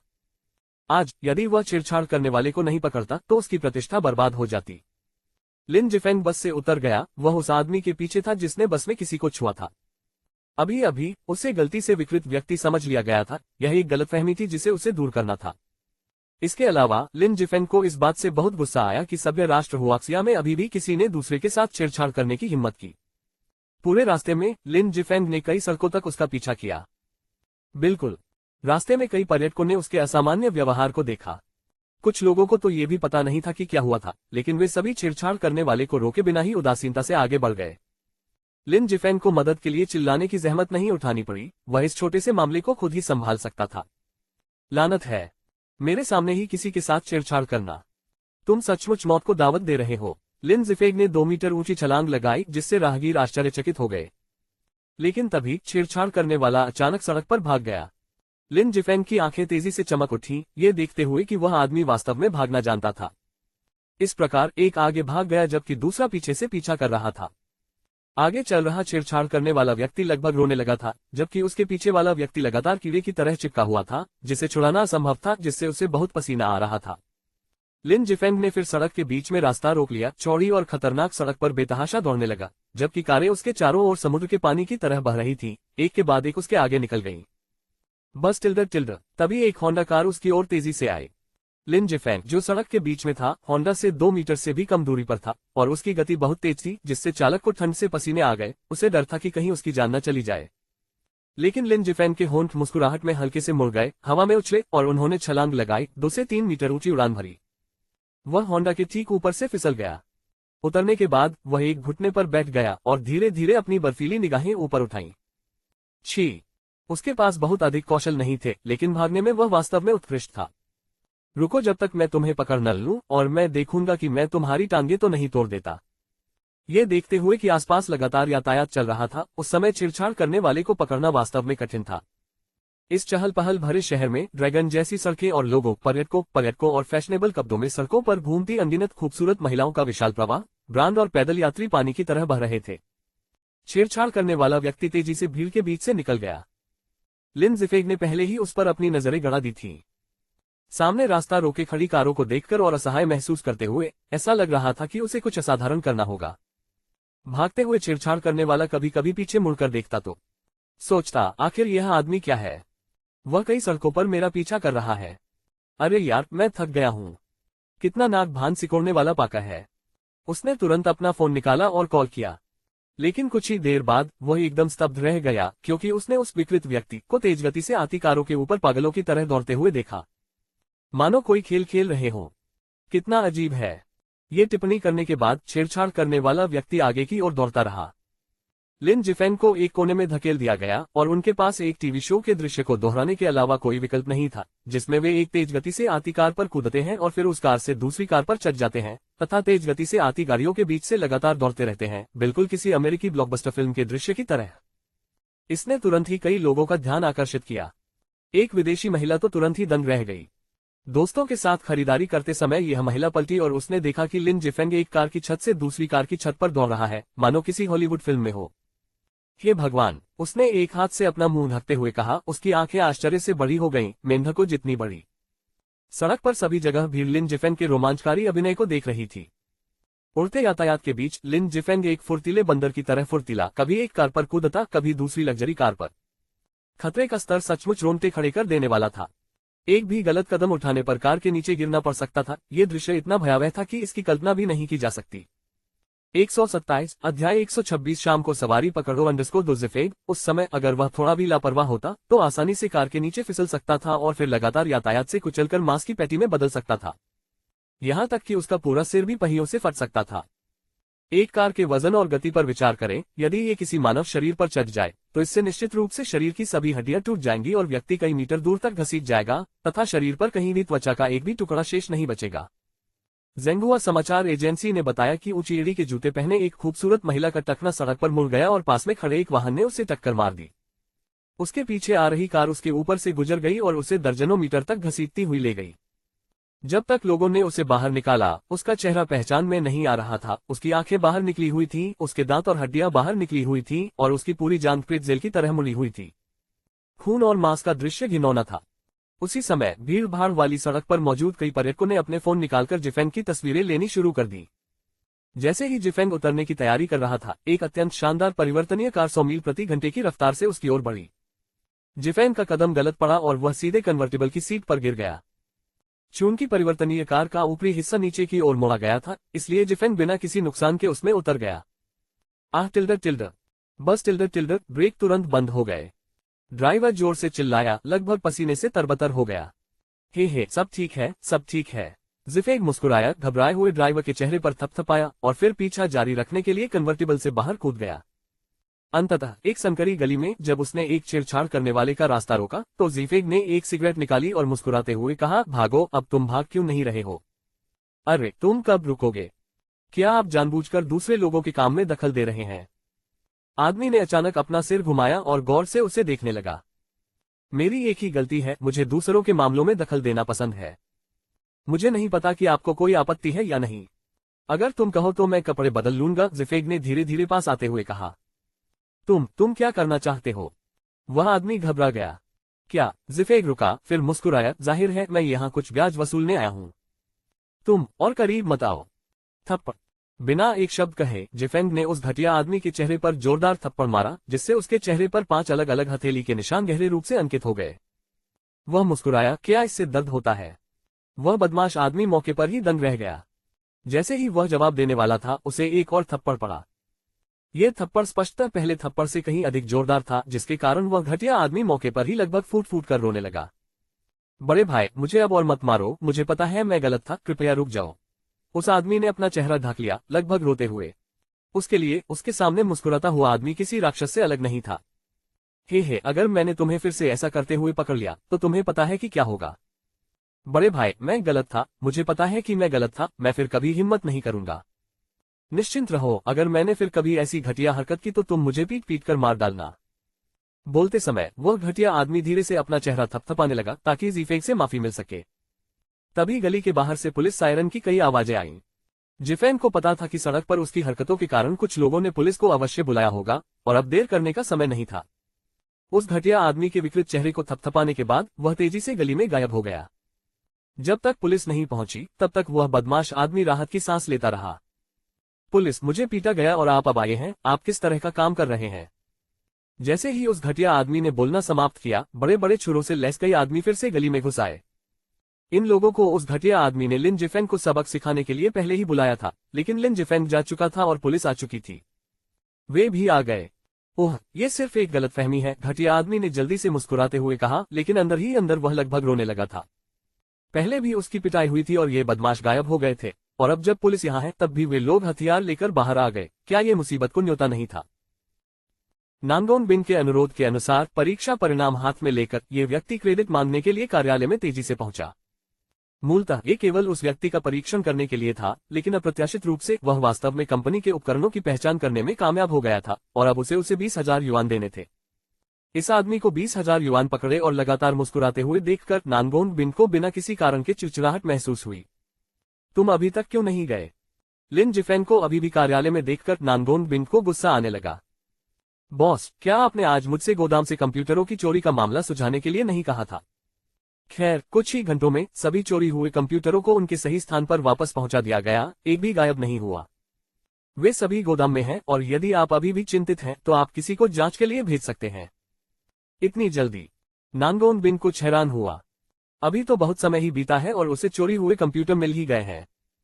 ये तो बहुत तेज था, है ना? तो क्या आप जानते हैं कि कंप्यूटर किसने चुराए? नानगोन बिन की पीली नाजुक उंगलियों ने हल्के से एक कंप्यूटर फोल्डर को छुआ। वह लिन जिफेंग द्वारा उस व्यक्ति का उल्लेख करने के लिए बहुत अनिच्छुक थी, जिसके बारे में उसने उम्मीद की थी कि वह व्यक्ति होगा, और इससे भी अधिक डर था कि लिन जिफेंग, जो अक्सर अपने मन की बात कहता था, उसका नाम बोल देगा, जिससे कंपनी को और भी अधिक परेशानी का सामना करना पड़ेगा। वह केवल 1 वर्ष से ही पद पर थी और तियान्यू समूह अभी तक पूरी तरह से स्थिर नहीं हुआ था। यह अभी भी विकास के चरण में था और यदि बाहरी चिंताओं का समाधान नहीं किया गया तो आंतरिक परेशानियां कंपनी के लिए गंभीर समस्याएं पैदा कर सकती थी, इसलिए उनके मन में अभी भी कुछ संदेह थे। यह मैं सचमुच नहीं जानता। मैंने सुरक्षा विभाग में थोड़ी परेशानी खड़ी कर दी थी और फिर कंप्यूटर वापस कर दिए गए, अजीब बात है न? लेकिन अब जब कंप्यूटर वापस आ गए हैं, अगर आप चाहते हैं कि मैं जांच करूं तो मैं निश्चित रूप से आपको संतोषजनक उत्तर दूंगा। लिन जिफेंग ने अशिष्टतापूर्वक शैंपेन की एक और बोतल खोली और ऐसे पीना शुरू कर दिया जैसे वह उसकी मालिक हो। लिन जिफेंग की हरकतें देखकर नानगोन बिन की नाजुक बाहें अनजाने में ही फड़क गईं, लेकिन उसका मनमोहक सुंदर चेहरा थोड़ा नर्म पड़ गया और उसने कहा, चूंकि कंप्यूटर की समस्या हल हो गई है तो चलिए इसे यहीं छोड़ देते हैं। हालांकि मैं आशा करता हूं कि आप इसे गुप्त ही रखेंगे, जैसे कि यह कभी हुआ ही न हो। क्या तुम जानते हो कि क्या करना है? ये स्पष्ट था कि नानगोन बिन को अभी भी कुछ चिंताएं थीं। सुन शियानाओ सरल नहीं थी। नानगोन बिन पर उसका कुछ प्रभाव था, जिससे पता चलता है कि वर्षों से उसके संबंध काफी मजबूत रहे होंगे, संभवतः बोर्ड के उन सदस्यों के साथ भी जो उसके साथ बिस्तर साझा करते थे। ठीक है, चूंकि बॉस ने मुझे ये राज रखने को कहा है तो मैं आपके आदेश का पालन करूंगा, है ना? लिन जिफेंग का चेहरा गंभीरता से मुस्कुरा रहा था। ठीक है, तो तुम्हें बाहर जाना चाहिए। पिछले कुछ दिनों से ठीक से सो न पाने के कारण अब वह लिन जिफेंग के साथ बेकार की बातें करने के मूड में नहीं थी और अपनी नाजुक उंगलियों से उसकी कनपटी को दबा रही थी, जिससे थकान का संकेत मिल रहा था। ठीक है, तो आप व्यस्त हैं, बॉस? मैं आज रात को ही घर वापस जाने के लिए कोई गाड़ी पकड़ लूंगा। जब उसने लिन जिफेंग के बारे में थोड़ी अच्छी धारणा बना ली थी तो उसने फिर से लापरवाही से काम करना शुरू कर दिया। सच में वह अपने फायदे का कोई मौका नहीं छोड़ता, कमीना। 128 अध्याय 127 भाईचारे का बंधन अध्याय 127 दिल से दिल के भाई। जेंग लियांग लिन जिफेंग द्वारा दिए गए 20,000 युआन को पकड़े हुए अविश्वसनीय रूप से खुश था, शायद लिन जिफेंग से भी अधिक उत्साहित। वह लिन जिफेंग की अद्भुतता की प्रशंसा करना बंद नहीं कर सका। एक साधारण सुरक्षा गार्ड महान सीईओ नांगोन को इस तरह से खर्च करने के लिए मजबूर कर सकता है, ये कुछ ऐसा था जिसकी उन्होंने पहले कभी कल्पना भी नहीं की थी, और अब यह अविश्वसनीय तथ्य सच हो गया था। मैं तुमसे कह रहा हूं ज़िफेग, तुम सचमुच कुछ और हो। न केवल आपने खोया हुआ कंप्यूटर उसके असली मालिक को वापस दिलाया, बल्कि हमारी अपनी देवी ने आपको व्यक्तिगत रूप से 20,000 युआन भी दिए। यदि यह अतीत में हुआ होता तो सुरक्षा विभाग में हम लोगों के लिए यह कल्पनीय होता। इसमें कोई आश्चर्य नहीं ज़िफेंग, जब आप पहली बार आए थे तो मुझे लगा कि आप एक विशेष प्रकार की आभा लेकर आए हैं, जैसे कि सन वुकोन नश्वर क्षेत्र में उतर रहे हो। मैंने हमेशा सोचा था कि तुम भविष्य में हमसे बेहतर करोगे, और अब तुम्हें देखो। आप यहाँ केवल कुछ ही दिन रहे हैं और आपके पास पहले से ही सब कुछ है। अब से हमें सचमुच तुम्हारी जरूरत पड़ेगी कि तुम हम छोटे सुरक्षाकर्मियों की देखभाल करो। उस समय सुरक्षा विभाग में एक बड़ी भीड़ की तरह हलचल मची हुई थी।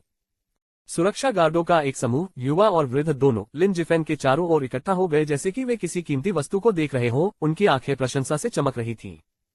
विशेष रूप से झेंग लियांग लिन जिफेन के 20,000 युआन हाथ में लेकर इतना रोमांचित था कि वह लगभग स्वर तक लिन जिफेन की प्रशंसा गा रहा था। जवान और बूढ़े दोनों तरह के गार्डों की भीड़ ईर्ष्या से भरी जलती हुई आंखों से लिन जिफेन को देख रही थी। ये सही है। पहली बार जब मैंने जिफेन को देखा तो मुझे भी लगा कि उसमें एक असाधारण भाव है, जैसे उथले पानी में एक ड्रैगन। और अब एक छोटी सी लहर के साथ भी जिफेन पहले से ही एक बार ड्रैगन की ताकत दिखा रहा है। ऐसा लगता है कि मैं उसके बारे में गलत नहीं था। इस समय एक मध्यम आयु वर्ग के मोटे सुरक्षा गार्ड, जो लगभग 40 वर्ष का था, ने लिन जिफेन की चापलूसी करना शुरू कर दिया। लिन जिफेन को बहुत से लोग घेरे हुए थे, उनकी निगाहें ईर्ष्या से भरी हुई थीं। यहां से चले जाओ। उथले पानी में कौन सा ड्रैगन? क्या आप उथले पानी में एक झींगे द्वारा ड्रैगन को छेड़े जाने संबंधी मुहावरे को समझते हैं? मेरी राय में ज़िफेग एक छिपे हुए अजगर की तरह है, जो समय आने पर ऊंचा उठ जाता है। उसे देखकर लगता है कि वह धन और सम्मान के लिए किस्मत में लिखा है। भीड़ आगे बढ़ी और लिन जिफेन के साथ बातचीत करने के लिए होड़ लगाने लगी, मानो वे उसके साथ और अधिक खुश होना चाहते हों। हालांकि लिन जिफेग ने विनम्रता से मुस्कुराया। उन्होंने समझा कि इन सुरक्षा गार्डों के लिए, जिनके पास आमतौर पर ज्यादा कुछ नहीं होता, गुस्सा निकालना और हंसी मजाक करना उनके जीवन का हिस्सा था। लिन जिफेग ने सिगरेट का एक पैकेट निकाला और मुस्कुराते हुए सबके साथ बांटते हुए कहा, ये 20,000 युआन मुझे नहीं चाहिए। बाद में मैं भाई जिया से पैसे ले लूंगी और हर कोई मौज मस्ती और आराम करने के लिए जगह ढूंढ सकेगा। अगर कुछ पैसे बच जाएं तो उसे सिगरेट के पैसों के बदले मेरी तरफ से उपहार समझिए। लिन जिफेन कभी भी स्वार्थी व्यक्ति नहीं थे, विशेषकर अपने सहकर्मियों के प्रति, जिन्हें वह भाई कहकर संबोधित करते थे। जबकि अन्य लोग इन नीच सुरक्षा गार्डों को नीची नजर से देखते थे, लिन जिफेन सभी के साथ समान व्यवहार करते थे। उनका मानना था कि किसी भी पेशे को श्रेष्ठ या निम्न नहीं माना जाना चाहिए, और दोस्ती सामाजिक स्तर पर आधारित नहीं होनी चाहिए। अच्छे मित्रों और भाइयों की संगति से इनकार क्यों करें? ज़िफेग, तुम ऐसा कैसे कर सकते हो? यह आपको राष्ट्रपति नांगोन द्वारा दिया गया था। आपका पैसा खर्च करके हमें भला कैसे अच्छा लग सकता है? इसके अलावा सुरक्षा गार्ड के रूप में काम करना आसान नहीं है, और 20,000 कोई छोटी रकम नहीं है। झेंग लियांग को लिन जिफेन से ईर्ष्या थी और वह पैसे को लेकर काफी लालच में था, लेकिन वह जानता था कि यह पैसे लिन जिफेन के हैं। हाँ, वे उससे ईर्ष्या करते थे, लेकिन वे सभी साधारण पृष्ठभूमि से आए थे, और प्रत्येक के अपने अपने संघर्ष थे। वे अपने भाई का पैसा फिजूल खर्ची पर खर्च करने में कैसे सहज महसूस कर सकते थे? हाँ ज़िफेग, हम ये पैसा खर्च नहीं कर सकते। अगर हम ऐसा करेंगे तो हमें अच्छा नहीं लगेगा, इसलिए आपको इसे अपने पास रखना चाहिए। बिल्कुल ज़िफेग, हम आपकी प्रशंसा और सम्मान करते हैं, लेकिन हम निश्चित रूप से आपके पैसे के पीछे नहीं हैं। हम वास्तव में आपकी प्रशंसा करते हैं। यदि आप इस धन का उपयोग हमारे लिए करने पर जोर देते हैं तो आप हम सुरक्षाकर्मियों को नीची नजर से देखेंगे, है ना? यद्यपि हम में से कोई भी धनवान नहीं है, फिर भी हमारी गरिमा बनी हुई है। सुरक्षा गार्डों का एक समूह, जिसमें युवा और वृद्ध सभी शामिल थे, आपत्ति करने लगा। पिछली बार जब लिन जिफेंग ने फैन जियांग की शिकायत की थी तो किसी और ने उसे लगभग पीट ही दिया था, फिर भी उनमें से कोई भी मदद के लिए आगे नहीं आया। अंत में नांगोन बिंग द्वारा मामले को समेकित करने के बाद लिन जिफेंग ने किसी भी तरह का श्रेय लेने का दावा नहीं किया। उन्होंने सारा लाभ अपने साथी सुरक्षा गार्डों को दे दिया, जिन्होंने अंततः आपस में ही सारी सुविधाएं बांट ली। इस वजह से सुरक्षा दल पहले से ही लिन जिफेंग की इतनी प्रशंसा कर रहा था कि वे विस्मय में झुकने को तैयार थे। अब लिन जिफेंग के पैसे खर्च करने की हिम्मत किसमें होगी? यदि वह कंजूस नहीं है तो क्या ये हो सकता है कि वे सचमुच स्वयं को हीन समझते हों? चूंकि लिन जिफेंग अपने भाइयों को असली भाइयों की तरह मानता है, तो क्या वे मूर्ख हैं? मनुष्य होने के नाते हमारे पास विवेक होना चाहिए। हे, पैसा छोटी बात है। इस नकदी को एक छोटी सी कृतज्ञता की निशानी समझो जो मैं तुम भाइयों को दे रहा हूं। अगर मेरे साथ कभी कुछ बुरा हो जाए लिन जिफेंग, तो बस मेरा अतिरिक्त ख्याल रखना, बस इतना ही। लिन जिफेंग ने ईमानदारी से मुस्कुराते हुए जिया झेंजिन की बाहों में पैसे ठूस दिए। अगर तुम लोग आज मेरे पैसे नहीं लेते हो तो तुम वास्तव में लिन उपनाम वाले किसी व्यक्ति को नीचा दिखा रहे हो। मेरा उपनाम लिन है और मेरे पास ज्यादा प्रतिभा नहीं है, लेकिन मुझे दोस्त बनाना बहुत पसंद है। लेकिन भाइयों, मेरे साथ विनम्र मत बनो। जब तक यह मेरे पास है आप सभी इसमें हिस्सा ले सकते हैं। इसके अलावा आप भाइयों ने वर्षों से अपने पदों पर कड़ी मेहनत की है। पूरी ईमानदारी से कहें तो ये पैसा सही मायने में आपका होना चाहिए। बात बस इतनी है कि मैं मध्यस्थ बन गया। लिन जिफेंग की आग्रहपूर्ण मांगों के कारण लगभग हर सुरक्षा गार्ड भावनात्मक रूप से मर गया और अंततः लिन जिफेंग के पैसे स्वीकार कर लिए। हालांकि अब लिन जिफेंग के लिए उनके मन में जो सम्मान था वह बिल्कुल भी साधारण नहीं था। उनमें से प्रत्येक ने अपनी आंखों में प्रज्वलित प्रशंसा के साथ उसे देखा। यदि पहले प्रशंसा शब्द का प्रयोग किया जाता था तो इस समय उनकी आंखों में श्रद्धा के अलावा कुछ भी नहीं बचा था। निस्वार्थ श्रद्धा। माहौल को हल्का करने के लिए लिन जिफेंग ने थोड़ा शरारती अंदाज में कहा, मुझे आश्चर्य है कि इन दिनों हर कोई किसकी एक्शन फिल्में देख रहा है। हो सकता है कि आप बाद में अपने भाइयों को इनमें से कुछ की जांच करने की सलाह दे सके। लिन जिफेंग का चेहरा शरारत से भरा हुआ था। रिश्ते को आगे बढ़ाने के लिए लिन जिफेंग को विषय बदलना पड़ा। आखिरकार उन्हें पैसे देना निश्चित रूप से पक्षपात या दिखावा करने का प्रयास नहीं था। चूंकि लिन जिफेंग स्वयं ग्रामीण पृष्ठभूमि से थे, इसलिए उन्हें इन श्रमिकों के प्रति गहरा लगाव महसूस हुआ। अपने माता पिता के इतने वर्षों से लापता होने और उनके भविष्य के बारे में अज्ञात रहने के कारण सुरक्षा दल के ईमानदार चेहरों को देखकर अनायास ही उसके मन में कुछ यादें ताजा हो गईं।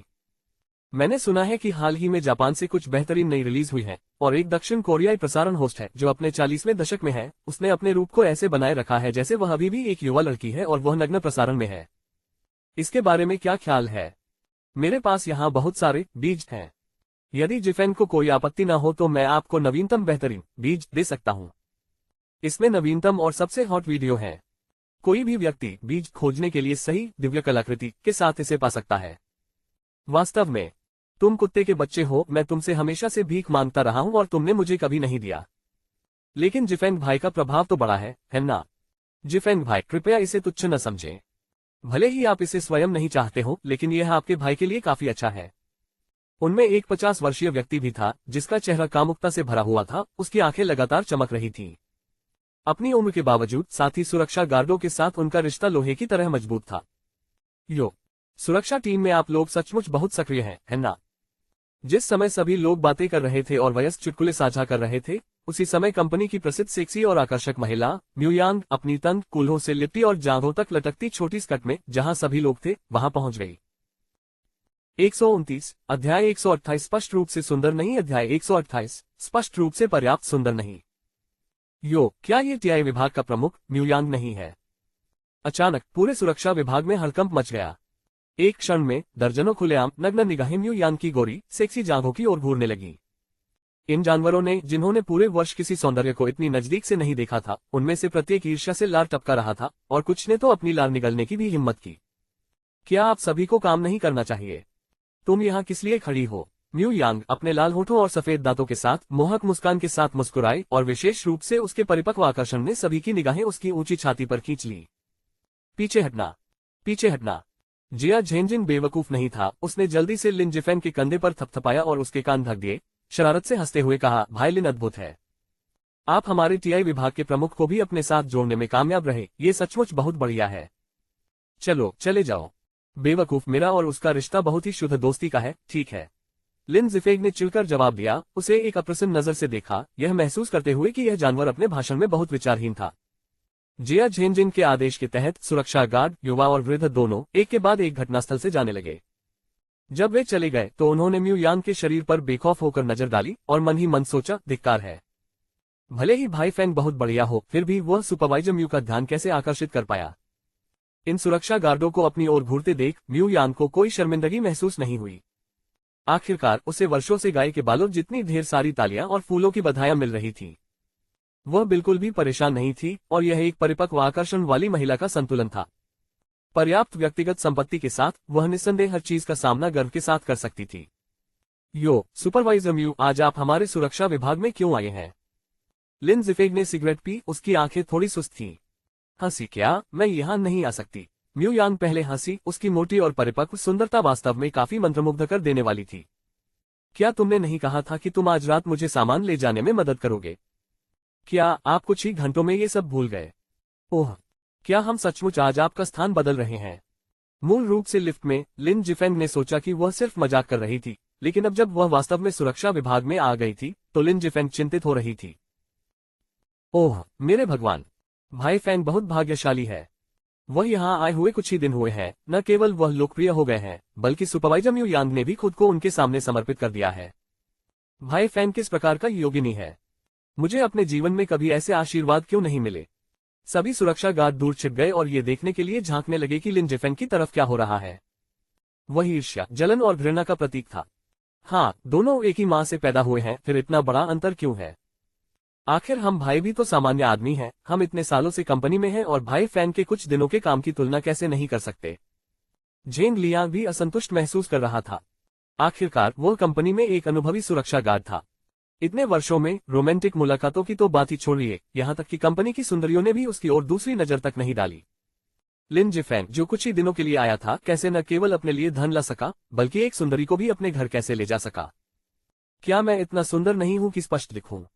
आप क्या सोचते हैं? क्या तुम सचमुच सोचते हो कि मैं यहाँ चाय और बातचीत के लिए आया हूँ?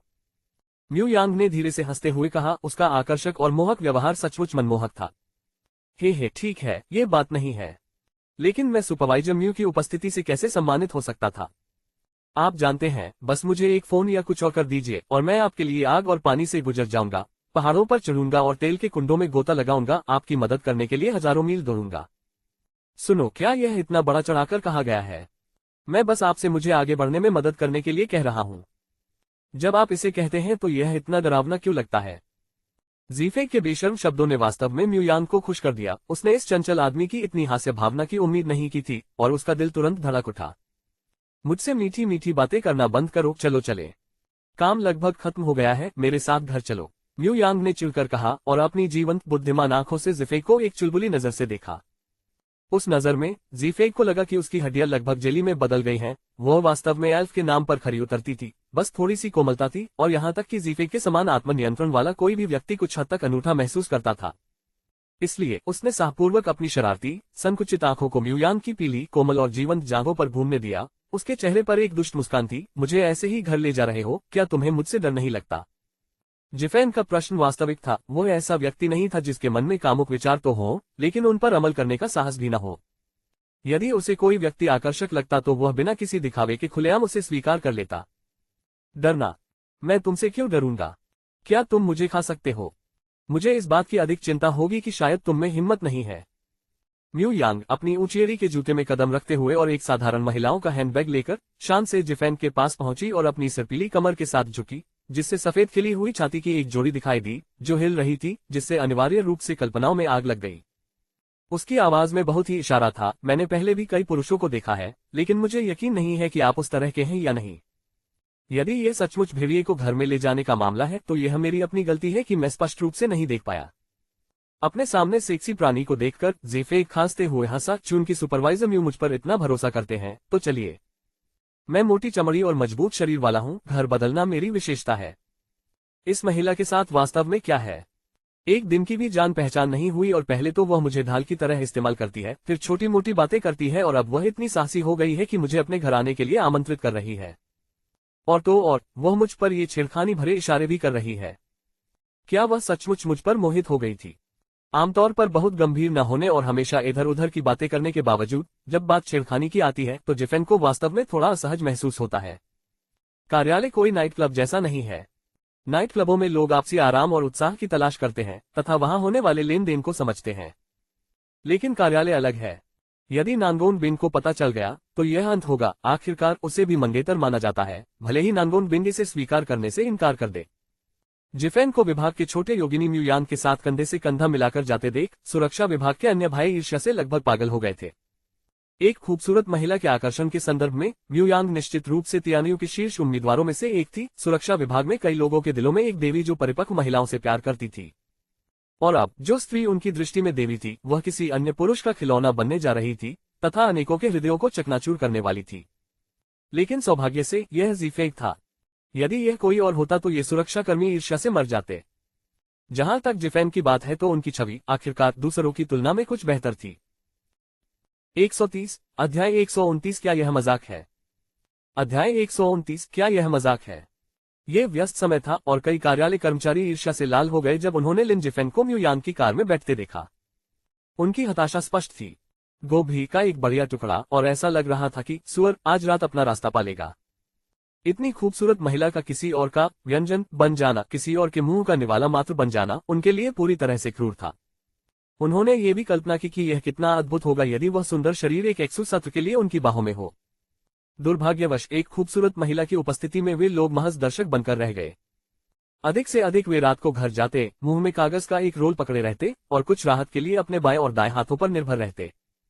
कभी कभी पुरुषों की कल्पनाएं भयावह हो सकती हैं, विशेष रूप से उन कामों के एकल पुरुषों की जो मुक्ति की चाह रखते हैं। किसी अन्य व्यक्ति द्वारा किसी सुंदरी को ले जाते देखना इतनी निराशा उत्पन्न करता था कि यह एक गहन व्यक्तिगत उल्लंघन, प्रतिशोध या हड्डी तोड़ देने वाले दुख के समान लगता था। जब वे सीईओ के कार्यालय में थे तो लिन जिफेंग ने नांगोन बिन के साथ घर जाने के लिए सहमति व्यक्त की। यद्यपि नांगोन बिन ने मौखिक रूप से सहमति नहीं दी थी, फिर भी वह कुछ मिनटों के लिए पार्किंग में उसका इंतजार करने पर विचार कर रही थी, क्योंकि आज उसका प्रदर्शन बहुत खराब नहीं था। लेकिन आश्चर्य, वह मूर्ख गायब हो गया था। नांगोन बिन ने चिंता के कारण उसे बहुत ढूंढा, लेकिन उसका कोई सुराग नहीं मिला, जिससे वह बहुत शर्मिंदा हुई। वह उसे घर तक छोड़ने का प्रस्ताव देना चाहती थी, संभवतः कोई छोटा मोटा बहाना भी बनाना चाहती थी, ताकि मिस्टर लिन उसकी थोड़ी चापलूसी करेगा। लेकिन अब वह कहीं नहीं मिल रहा था। गुस्से में नांगोन बिन ने अपनी कार चलाई और मन ही मन कसम खाई कि वह उस कमीने को फिर कभी घर तक नहीं छोड़ेगी। वह गैरजिम्मेदाराना तरीके से चुपचाप भाग गया था। म्यू यान की कार में बैठे हुए, उसके परिपक्व आकर्षण से घिरे हुए, ये निर्विवाद था कि वह आकर्षक थी। उसके द्वारा उत्सर्जित होने वाली हल्की सुगंध तथा उसके स्त्रीवत आकर्षण ने वास्तव में इस महिला को असाधारण आकर्षण प्रदान किया। क्या इसकी गंध अच्छी है? जैसे ही वह गाड़ी चला रही थी, म्यू यांग ने लिन जिफेंग की चालाकी को देखते हुए एक शरारती मुस्कान के साथ पूछा, इसकी खुशबू बहुत अच्छी है। बेशक लिन जिफेंग इतना मूर्ख नहीं था कि उसके सवाल का खंडन कर सके। आखिरकार महिला चाहे कोई भी हो, वे चापलूसी भरे शब्द बोलते नहीं थकते। चाहे आप सच बोल रहे हो या नहीं, इससे उन्हें अच्छा महसूस होता है। यह एक ऐसा तथ्य है जिस पर कोई विवाद नहीं है। फिर आप थोड़ा और करीब आकर सुन सकते हैं। लिन जिफेंग के लुभावने रूप को देखकर म्यू यांग को अपने दिल में मिठास का एहसास हुआ, खासकर जब से उसने उसके शरीर की खुशबू की तारीफ की थी, जिसने उसे गुप्त रूप से थोड़ा प्रसन्न किया था। पास आओ और सूंघो। लिन जिफेंग पहले तो हैरान रह गए। इस महिला के शब्द बहुत विचारोत्तेजक थे, हमेशा लुभाने वाले, विशेष रूप से उसकी रत्न जैसी आंखें, जो निस्संदेह हर आदमी के दिल को झकझोर देती थी। लेकिन लिन जिफेंग अब वह भोला युवक नहीं रहा था जो वह हुआ करता था। शायद वह उसे केवल अश्लील टिप्पणियों से चिढ़ा रही थी। क्या बात? क्या आप शर्मीले हैं या कुछ और? मुझे जरा भी शर्म नहीं आ रही, तो फिर तुम्हें किस बात का डर है? मैं तुम्हें खा नहीं जाऊंगी, उसने उत्तेजना से कहा। म्यू यांग के सुंदर युवा चेहरे को देखते हुए और उन शब्दों को जो एक के बाद एक इशारों से भरे हुए थे, लिन जिफेंग को वास्तव में अपनी कार में बैठने पर पछतावा होने लगा। क्या ये हो सकता है कि वह सचमुच मुझे खा जाना चाहती थी? क्या मजाक है? मेरे जैसा बड़ा आदमी तुमसे डर गया? ये संभव है? ओह, तुम लोग हमेशा किसी के सामने एक बात कहते हो और पीठ पीछे दूसरी बात कहते हो। क्या तुम्हें अपराधबोध और डर नहीं लग रहा है? मुझे बताओ सुपरवाइजर म्यू, क्या तुम मुझे बहकाने की कोशिश कर रहे हो या क्या? लिन जिफेंग ने एक शरारती मुस्कान बिखेरी। मैं एक विवाहित आदमी हूं, आप जानते हैं। यदि आप मुझे लुभाना भी चाहते हैं तो इन चीजों में एक क्रम होना चाहिए। अगर तुमने कुछ साल पहले मुझे लुभाने की कोशिश की होती तो शायद मैं इसमें फंस जाती। लेकिन अब हम सब वयस्क हो गए हैं और तुम्हारी तरकीबें मुझ पर काम नहीं करती। एक मजाक। मैं तुम्हें बहकाऊंगा? क्या तुमने मेरे पीछे खड़े लोगों को नहीं देखा? इसके अलावा मैं तो एक मामूली कंपनी का सुरक्षा गार्ड हूं, तो मैं आपको लुभाने के लिए इतनी परेशानी क्यों उठाऊंगा? न पैसा, न शक्ति। यहां तक कि अगर मैं किसी को रिझाना भी चाहूं तो कम से कम मैं किसी शुगर डैडी या किसी और की तलाश करूंगा। कौन जानता है, हो सकता है मैं सचमुच किसी की रखेल बन जाऊं और किसी के पास रख लूं। क्या ये और भी आरामदायक नहीं होगा? एक युवा महिला के रूप में हर दिन खुद को उजागर करने से बेहतर है। आउच! तुमने मुझे मौत से डरा दिया। मैं सचमुच सोचती थी कि तुम घर बदलने का बहाना बनाकर मुझे लुभाने की कोशिश कर रही हो, लेकिन अब जब तुमने ऐसा कह दिया है तो मैं अंततः राहत महसूस कर रही हूं और उस विचार से मुक्त हो गई हूं। लिन जिफेंग ने अपनी प्रतिक्रिया को बड़ा चढ़ाकर पेश किया और यहां तक कि अपने माथे से पसीना पोंछने का नाटक भी किया, एक बदमाश की तरह व्यवहार किया। तुम मुझसे इतना घृणा करते हो? म्यू यांग दंग रह गया। उसे प्रतिक्रिया करने में काफी समय लगा, लेकिन अब उसकी आंखों में उदासी की झलक दिख रही थी। क्या ऐसा था कि कोई भी उसे पसंद नहीं करता था, या क्या? अगर मैं तुम्हें लुभा भी रहा होता तो भी तुम्हें इतनी तीव्र प्रतिक्रिया नहीं करनी पड़ती। इसके अतिरिक्त मैं तुम्हें बहका नहीं रहा था, ठीक है। ठीक है। पर्यवेक्षक म्यू, मुझे खुशी है कि आपने सब कुछ स्पष्ट कर दिया है। अन्यथा आज रात मैं सचमुच बहुत घबरा जाता। मेरा मतलब है, आप जैसी महान सुंदरी किसी भी पुरुष को अपनी उंगली उठाकर पा सकती है। मुझे बहकाने की कोई जरूरत नहीं है ना? सास। अब सब कुछ स्पष्ट है क्योंकि आप इतने स्पष्टवादी हो गए हैं, सुपरवाइजर म्यू। अब मेरा दिल बहुत हल्का है। आप नहीं जानते, लेकिन हम विवाहित लोगों के लिए ये काफी दयनीय है। यदि मैं रात में कुछ सार्वजनिक राशन नहीं बनाऊंगा तो मैं अपनी पत्नी को कैसे संतुष्ट कर पाऊंगा? 30 की उम्र वाली महिलाएं भेड़ियों की तरह होती हैं, 40 की उम्र वाली बाघिन की तरह, खासकर 20 की उम्र वाली महिलाएं वे सबसे ज्यादा प्यासी होती हैं। ये शब्द कहते समय लिन जिफेंग बिना शर्माए या बिना रुके, सीधे चेहरे के साथ ऐसा करने में सफल रहे। उन्होंने आलस्य से सिगरेट जलाए और स्वाभाविक रूप से कश लिया, मानो उनकी पिछली बातचीत उनके अनुभवों का सच्चा प्रतिबिंब थी। सुनने के बाद म्यू यान की नजर कुछ हद तक प्रबुद्ध हो गई। वो कुछ मिनटों के लिए स्तब्ध रह गई, फिर अविश्वास में बोली, क्या सचमुच आपकी कोई पत्नी है? क्या तुम सचमुच शादीशुदा हो? लानत है। मेरे जैसा आदमी जो लगभग 25 साल का है, मैं शादी कैसे नहीं कर सकता? क्या आपने यह नहीं सुना कि गरीब परिवारों में बच्चों को कम उम्र में ही कार्यभार सौंप दिया जाता है? मेरे पास न तो पैसा है और न ही कोई रसूख। अगर मैं जल्दी शादी नहीं करता तो क्या मैं बाद में पत्नी भी ढूंढ पाऊंगा? हे, सच है। म्यू यान के चेहरे पर हल्की सी सुंदर मुस्कान थी। वह थोड़ा शर्मिंदा था और उसके मन में जटिल भावनाएं थी। तो वह सचमुच शादीशुदा था। उसके अचानक ठंडे सुंदर चेहरे को देखकर लिन जिफेंग ने मन ही मन कड़वी मुस्कान दी और खुद से सोचा, अगर मैं अकेला भी होता तो भी मेरे लिए तुम्हारे साथ जुड़ना संभव नहीं होता। मैंने अभी तक अपने मुद्दों पर विचार भी नहीं किया है। ऐसे रोमांटिक उलझनों के बारे में बात करने में मुझे रुचि कहां से मिलेगी? आगे बढ़ो और मुझसे नफरत करो। जितना अधिक आप मुझसे खुलेआम नफरत करते हैं, उतना ही मैं अंदर से सहज महसूस करता हूं। अपने ऊपर बोझ बने कई अनसुलझे मुद्दों के बारे में सोचते हुए लिन जिफेंग की गहरी आंखें धीरे धीरे ठंडी हो गईं। कार की खिड़की पर टिककर उसने बाहर का दृश्य अपने सामने महसूस किया। यात्रा शांत थी। म्यू यान कभी कभी लिन जिफेंग की ओर देख रहा था, लेकिन उसे गहरी सोच में डूबा देख उसने उसे परेशान करने से परहेज किया। फिर भी विचार करते समय लिन जिफेंग जिस तरह दिख रहे थे वह वास्तव में काफी आकर्षक था। शहरी और राउंड मास्टर।